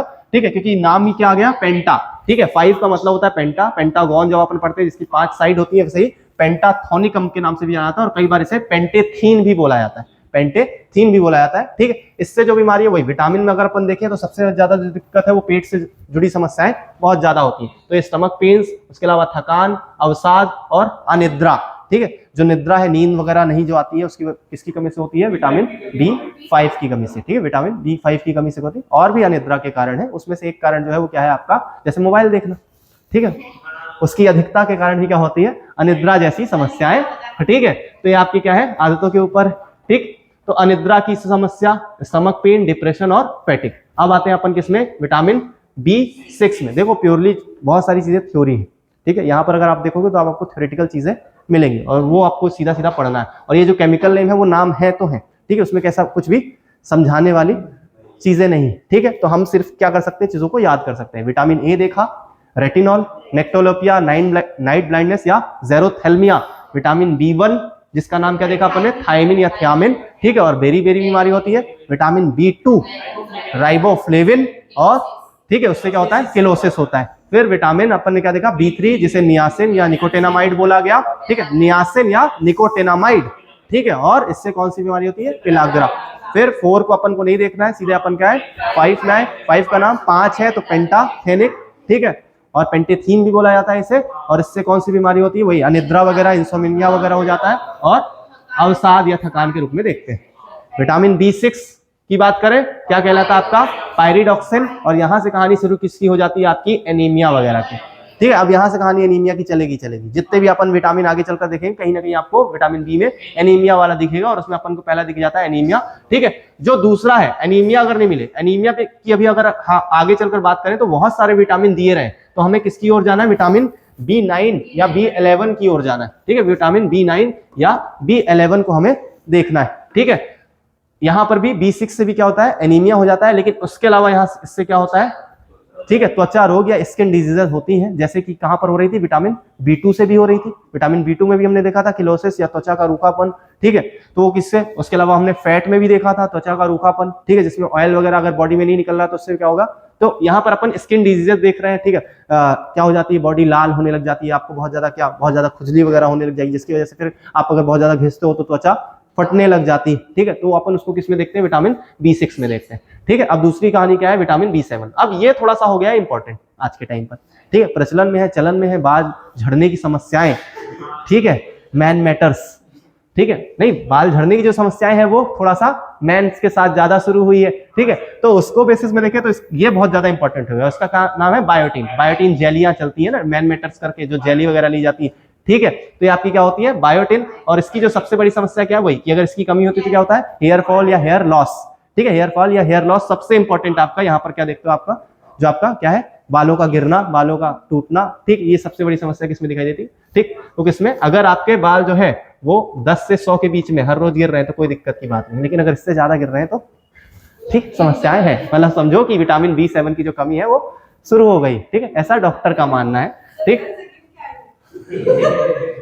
ठीक है, तो हेयर लॉस, त्वचा, ठीक। उसके अलावा स्किन डिजीज, उसके अलावा जो एक दिक्कत है वो क्या, अगर आपके हेयर लॉस हो रहे हैं, ठीक है, और B7 की कमी है, तो एक जो सबसे इंपॉर्टेंट यहाँ पर दूसरी चीज है वो क्या आपको देखना है, एक तो हेयर फॉल और दूसरा मसल पेन, ठीक है। मांसपेशियों में दर्द शुरू हो जाता है आजकल। लेकिन आजकल की जो जनरेशन है उसमें तो वैसे भी ये समस्या दिखती, थोड़ा सा चले पैर दर्द करने लग गए, हाथ पैर दर्द करने लगे, बिना लिफ्ट के तो काम चलता ही नहीं, ठीक है। तो बायोटिन, B7 का नाम क्या है, बायोटिन, और उसकी कमी से क्या होता है, हेयर फॉल और मसल पेन, ठीक है। हेयर लॉस, हेयर फॉल या मसल पेन, ठीक है। नेक्स्ट बात करते हैं अपन B9 और B11, जिसका एक बिल्कुल एक नाम लिया जाता है क्या, फॉलिक एसिड। बहुत ज्यादा इंपॉर्टेंट है आपका, फॉलिक अम्ल के रूप में जाना जाता है B9 और B11, फॉलिक एसिड। और ये क्या करता है, आपकी बॉडी में रक्त को बनाए रखने में सहायता करता है। तो अगर इसकी कमी हो जाती है तो एनीमिया, ठीक है, एनीमिया सबसे इंपॉर्टेंट जो है इसमें आपका क्या है, एनीमिया। अगर आप एनीमिया वगैरह होता है तो उसमें सबसे पहले जो टैबलेट्स वगैरह दी जाती है वो B9 या फॉलिक एसिड्स की दी जाती है, स्पेसिफिक इनकी टैबलेट्स आती है। तो जो फॉलिक एसिड है एक्चुअली वो क्या है, एक प्रकार का विटामिन B9 है, विटामिन B11, इस दोनों में क्या आता है आपका, फॉलिक एसिड, और जिससे क्या होता है, एनीमिया। इसके अलावा इससे क्या होता है, माउथ अल्सर, मुंह के छाले होते हैं। उसके अलावा डिसेंट्री, पेट खराब वगैरह की समस्याएं जो है वो किससे होती है, आपकी B9 से, ठीक है। अब जो अगला है वो आपका क्या है, ठीक है, B12, ठीक है, जिसे क्या बोला जाता है, साइनोकोबालामिन, ठीक है, साइनोकोबालामाइन या साइनोकोबालामिन, ठीक है। और मुख्य रूप से इसमें क्या पाया जाता है, कोबाल्ट पाया जाता है, ठीक। और ये भी क्या है, इसकी कमी से भी क्या हो सकता है, एनीमिया हो सकता है, क्योंकि रक्त में, ठीक है, जो आपका रक्त है उसकी मैच्योरिटी के लिए, परिपक्वता के लिए क्या आपका जरूरी है, ठीक है, B12। अगर ये नहीं बनता है तो क्या होगा, ठीक है, मुख्य रूप से अगर आपका ये बॉडी में नहीं होता है तो उसकी वजह से मैच्योर नहीं हो पाती आपकी रक्त कोशिकाएं, ठीक है, और जल्दी क्या हो सकती है, डेड हो सकती है। उसकी वजह से क्या हो सकता है, आपके रक्त की कमी हो सकती है। इसीलिए मुख्य रूप से इसका नाम है साइनोकोबालामाइन, जिसमें कोबाल्ट पाया जाता है, परिपक्वता के लिए बहुत ज्यादा आवश्यक है रक्त की। और अगर इसकी कमी होगी तो क्या होगा, आपका एनीमिया। तो दोनों में अपन ये क्या देखते हैं, ठीक है। तो अगर मैच्योरिटी को लेकर क्वेश्चन आ जाए कि कौन सी किससे, ठीक है, तो ये क्वेश्चन आपका यहाँ पर बन सकता है। तो ये बहुत ज्यादा यहाँ पर इंपॉर्टेंट है, क्योंकि एनीमिया तो अपन देखते हैं फॉलिक एसिड से भी होता है, लेकिन अगर क्या मैच्योरिटी के लिए क्वेश्चन आ जाए तो आप मुख्य रूप से आप क्या लिखोगे, इसके लिए आरबीसी की मैच्योरिटी के लिए B12 बहुत ज्यादा जरूरी, ठीक है। विटामिन B किसमें घुलता है, जल में की वसा में, ठीक है, जल में घुलनशील है, वाटर सॉल्युबल, ठीक है। एक इसमें है आपका वसा में, ठीक है। चलो नेक्स्ट अपन बॉडी के अंदर, मतलब जल के माध्यम से, जल में मतलब वही, अगर इस विटामिन को अपन अलग से लेते हैं तो जल में घोला जा सकता है, घुलनशील के बेसिस में। अब हमने डिवाइड किया दिया है, जो चीज जल में नहीं घुल पाती बॉडी में एब्जॉर्ब होगा ना। देखो हमारे बॉडी में जल भी है और वसा भी है, अगर उन दोनों के थ्रू भी क्या जा रहा है, ये विटामिन जा रहा है, तो ऐसे में उसे दोनों ही तरीके से एब्जॉर्ब हो सकता है, ठीक है। जो हम खाना खा रहे हैं, खाने के साथ भी जो हम खाना खा रहे हैं वो भी तो धीरे धीरे तरल पदार्थों में ही चेंज होता है और उसके बाद उसे बॉडी द्वारा एब्जॉर्ब किया जाता है, ठीक है।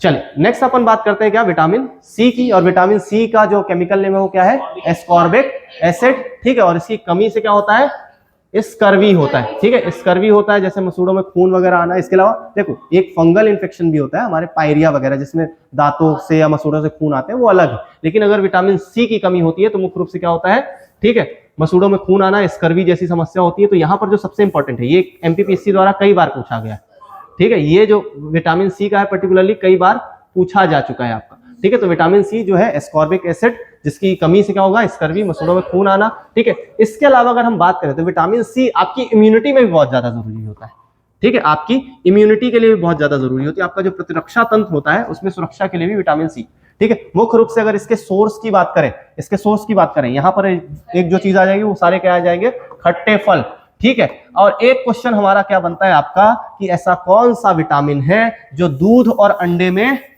नहीं पाया जाता, ठीक है, दूध और अंडे में नहीं पाया जाता। ये आपका एग और जो मिल्क है, दूध और अंडे हैं, उनमें ये नहीं पाया जाता, ठीक है। तो आपका जो क्वेश्चन है ये यहाँ पर भी बन सकता है कि किसमें नहीं पाया जाता, वो आपका मिल्क और एग। ठीक है, तो इतनी बात समझ में आएगी। बाकी सारे जो विटामिन है वो मैक्सिमम क्या होते हैं, पाए जाते हैं। ठीक है, और सी जो विटामिन है वो आपको दूध में नहीं मिलता। खट्टा पदार्थ है, खट्टे पदार्थों में ही ज्यादातर पाया जाएगा, और अगर दूध खट्टा हो गया तो मेनली क्या हो जाता है, फट जाता है। ठीक है, तो मुख्य रूप से दूध अपना खट्टा होता नहीं। ठीक, तो इसीलिए विटामिन सी अपन देखते हैं किसमें, एग या मिल्क में नहीं पाया जाता। ठीक है, एकमात्र अपन विटामिन देखते हैं जिसमें नहीं पाया जाता। ठीक है, इस चीज को अपन को याद रखना है। अब जो डी विटामिन है ये बहुत ज्यादा हमारे लिए जरूरी। ठीक है, डी विटामिन हम मुख्य रूप से किससे प्राप्त करते हैं, तो हमारे बॉडी में, ठीक है, सूर्य से। हमारे बॉडी में क्या बनता है, फैट। क्यों जरूरी, तो फैट से हमारा एक बनता है अच्छा कोलेस्ट्रॉल। वो अच्छा कोलेस्ट्रॉल जो होता है वो इर्गेस्टेरॉल के रूप में होता है। ठीक है, और वो इर्गेस्टेरॉल क्या करता है, वो किसमें चेंज होता है, हमारे बॉडी में विटामिन डी में।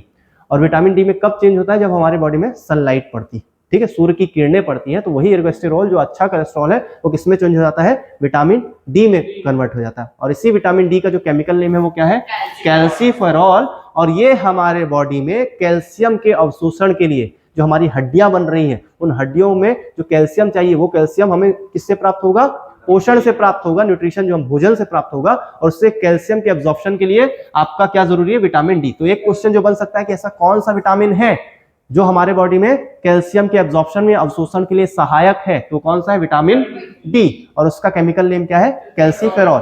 और अगर इसकी कमी होती है, ठीक है, तो उसकी वजह से हमें बीमारियां होती है, और ये बहुत ज्यादा इंपॉर्टेंट है। ठीक है, तो उसमें से एक जो बीमारी है वो क्या है, रिकेट्स। तो बच्चों में रिकेट्स होता है वही। ठीक है, और उसके अलावा मुख्य रूप से रिकेट्स में क्या होता है, वही हड्डियां टेढ़ी होने लग जाती है। ठीक है, मुख्य रूप से पैर ही सबसे पहले तो नौकनी शुरू होता है।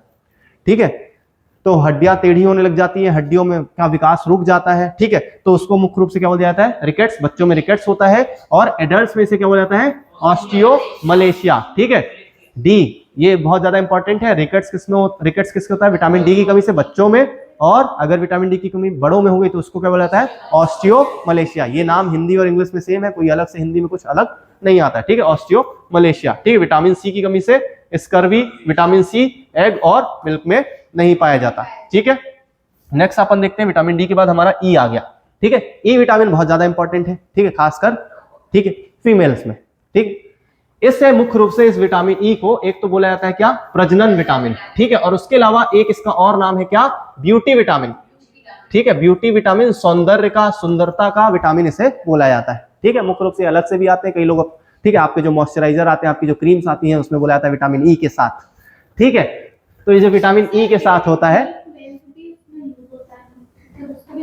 बहुत सारे विटामिन हैं जो यूज होते हैं स्किन के लिए। जहां पर स्किन के इश्यूज हैं उसको लेकर विटामिन आजकल डाले जाते हैं, C++ भी डाला जाता है, बहुत सारे अलग अलग, ये डाल दिया वो डाल दिया, डले नहीं डाले वो बात की अलग।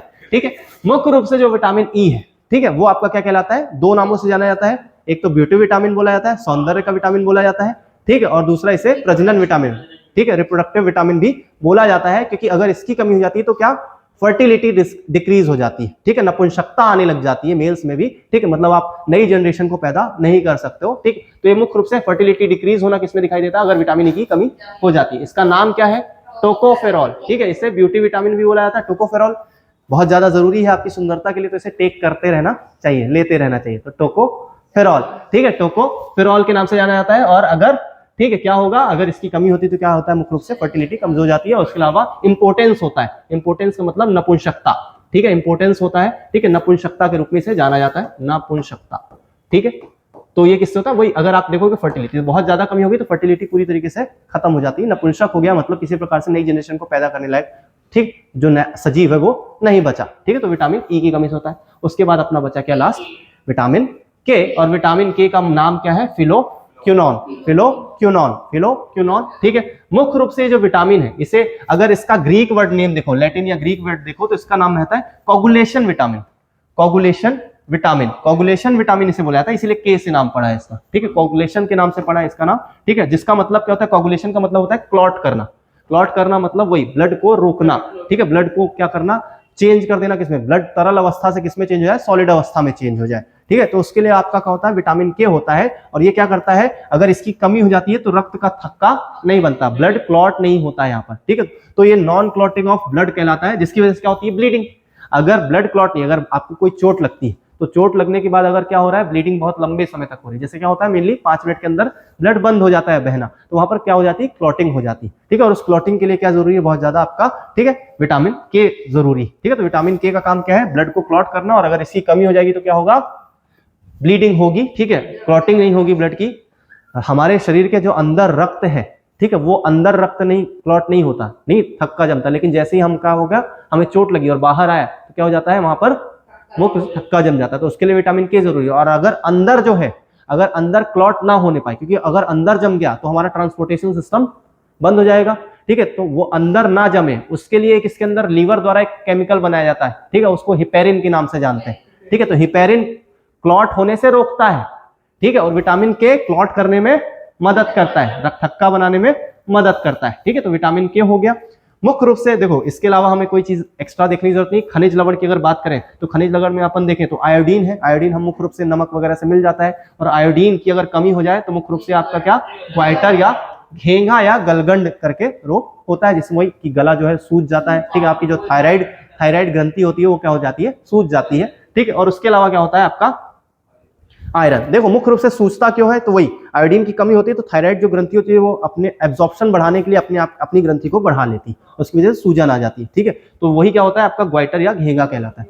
और दूसरा क्या है आपके बॉडी में, क्या, ठीक है, वही आयरन बहुत ज्यादा जरूरी है। आयरन आपके किस में पाया जाता है, आपके रक्त में पाया जाता है, ठीक है। और अगर ये कमी हो जाए इसकी, तो ऐसे में क्या होता है, एनीमिया होता है, ठीक है। मुख्य रूप से हमने क्या क्या बातें की, ठीक है, एक बार फिर से एक बार रिवाइज करते हैं चीजों में। हमने विटामिन देखे, विटामिन में जो पहला विटामिन देखा वो क्या देखा, विटामिन ए देखा, ठीक, विटामिन ए देखा जिसका नाम क्या था, रेटिनॉल, शॉर्ट फॉर्म में लिख रहा हूं रेटिनॉल। इसकी कमी से क्या होता है, ठीक है, ठीक है, रतौंधी वगैरह होती है, नेक्टोलोपिया जिसे अपन ने बोला है, नाइट ब्लाइंडनेस देखी है, ठीक है। उसके बाद अपन ने क्या देखा है, जेरोथेल्मिया भी होता है। उसके अलावा B1 को क्या नाम दिया, थायमिन नाम दिया, ठीक है, थायमिन। उसकी कमी से बेरी रोग होता है, ठीक है। उसके बाद हमने क्या देखा, विटामिन B2 नाम राइबोफ्लेविन, ठीक है। और इसकी कमी से क्या होता है, किलोसिस, ठीक है, किलोसिस होता है, ठीक है। फिर अपन ने देखा क्या, B3 का नाम नियासिन निकोटिनामाइड, ठीक है। और इसकी वजह से क्या होता है, पेलाग्रा, इसकी कमी से पेलाग्रा रोग हो जाता है, ठीक है। नेक्स्ट इसके बाद अपन ने क्या देखा, विटामिन B5 की 5, ठीक है, 5 में क्या है, पेंटोथेनिक, ठीक है। पेंटोथेनिक में अपन ने क्या चीजें देखी, क्या होता है इससे, अनिद्रा वगैरह, इंसोम्निया वगैरह हो जाता है, ठीक है। उसके अलावा डिप्रेशन वगैरह, थकान हो गई, ठीक है। उसके बाद अपन ने क्या देखा, B6 में हमने क्या देखा, पायरिडॉक्सिन, ठीक है। पायरिडॉक्सिन में हमने क्या देखा था, एनीमिया वगैरह यहां से शुरू हो जाता है। अरक्तता, रक्त अल्पता, देखो अरक्तता, रक्त अल्पता या एनीमिया, ठीक है, तीनों ही नाम आपको मिल जाएंगे। एनीमिया सिर्फ आपको ऐसे लिखा नहीं मिल सकता है, वो चाहेगा तो क्या होगा, एग्जाम में इस प्रकार से भी आ जाता है। इसीलिए कुछ नाम जो है वो आपको इंग्लिश में याद रखने जरूरी है, ठीक है। इसलिए मैंने पर्टिकुलर जो नाम है वो इंग्लिश में ही यूज किए हैं। उसके बाद हमने देखा क्या, B7 बहुत ज्यादा जरूरी है आज के समय पर, बाल झड़ने वाली समस्याएं, ठीक है। B7 जिसका नाम क्या था, बायोटिन, ठीक है, बायोटिन। और बायोटिन के मुख्य रूप से अपन क्या देखते हैं, हेयर फॉल समस्याएं हो जाती हैं, ठीक है। और उसके अलावा जो इंपॉर्टेंट है वो क्या है, मसल पेन मुख्य रूप से किससे होती है, मांसपेशियों का दर्द वगैरह आपको क्या किससे दिखाई देता है, B7 की कमी से दिखाई देता है, ठीक है। उसके बाद हमने क्या देखा था, नेक्स्ट B9 या B11 की बात की थी, जिसे मुख्य रूप से एक साथ फॉलिक एसिड के नाम से जाना जाता है, ठीक है। और इसकी कमी से अरक्तता मुख्य रूप से होता है, ठीक है, एनीमिया। उसके बाद हमने माउथ अल्सर वगैरह हो गया, ठीक है। उस B12 देखा, B12 में कोबाल्ट पाया जाता है, साइनोकोबालामिन के नाम से जाना जाता है, ठीक है, साइनोकोबालामिन के नाम से जाना जाता है। और एनीमिया होता है, ये आपके जो आरबीसी है उनकी मैच्योरिटी के लिए, परिपक्वता के लिए बहुत ज्यादा आवश्यक है, ठीक है। फिर अपन ने देखा था क्या, विटामिन सी देखा था, विटामिन सी जिसका नाम क्या है, एस्कॉर्बिक एसिड, ठीक है, एस्कॉर्बिक एसिड। उसके लिए हमने क्या देखा था, खट्टे फलों में पाया जाता है, स्कर्वी रोग होता है, ये आपकी इम्यूनिटी के लिए बहुत ज्यादा जरूरी है। इसके अलावा ये एग और मिल्क में नहीं मिलता है, ठीक है, आपके अंडे और दूध में नहीं पाया जाता है, ठीक है। फिर अपन ने देखा क्या, विटामिन डी, क्या नाम है, कैल्सीफेरॉल, ठीक है, ठीक। सूर्य की किरणों से हमारा जो सोर्स है वो क्या है, सूर्य की किरणें हैं, ठीक है। और इसकी कमी हो जाए तो क्या होता है, एक तो बच्चों में रिकेट्स होता है, और दूसरा क्या होता है, एडल्ट्स में ऑस्टियोमलेशिया होता है, ठीक है, ऑस्टियोमलेशिया होता है। विटामिन डी, ठीक है, आपके कैल्शियम के अब्जॉर्प्शन के लिए बहुत ज्यादा जरूरी है, एब्जॉर्प्शन के लिए, अवशोषण के लिए बहुत ज्यादा क्या जरूरी है, कैल्शियम, ठीक है, सॉरी डी, आपका विटामिन डी बहुत ज्यादा जरूरी है, जो हमें सनलाइट से प्राप्त होता है, सूर्य की रोशनी से प्राप्त होता है। फिर हमने देखा ई, जैसे ब्यूटी विटामिन या रिप्रोडक्टिव विटामिन भी बोला जाता है, ठीक है, क्योंकि ये फर्टिलिटी के लिए बहुत ज्यादा जरूरी होता है, तो इसकी वजह से इनफर्टिलिटी होती है, ठीक है, मतलब डिक्रीज फर्टिलिटी होती है। और उसके अलावा इसका जो नाम है वो क्या है, टोकोफेरॉल, ठीक है, कैल्सीफेरॉल डी और टोकोफेरॉल ई, ठीक है। डी अपन ने देखा कैल्सीफेरॉल और यहाँ पर टोकोफेरॉल क्या हो गया आपका, विटामिन ई। उसके बाद हमने देखा लास्ट के, जिसका नाम क्या है, फिलोक्विनोन, फिलोक्विनोन। और मुख्य रूप से इससे क्या होता है, रक्त का थक्का बनने के लिए, ठीक है, तो क्लॉटिंग ऑफ ब्लड के लिए बहुत ज्यादा जरूरी है। तो इसकी वजह से क्या होती है, नॉन क्लॉटिंग, मतलब क्लॉटिंग नहीं हो पाती, रक्त का थक्का नहीं जमता, ठीक है। और इसकी वजह से क्या होती है, ब्लीडिंग होती है, या फिर एक्सेसिव ब्लीडिंग के रूप में भी इसे देख सकते हैं, ठीक है। इतनी कहानी हमने विटामिन में देख ली, ठीक है। आई होप ये चीजें आपको समझ में आ गई, यहीं पर याद हो गई होंगी, ठीक। तो क्लास में ही चीजों को कंप्लीट करते हैं, ठीक है।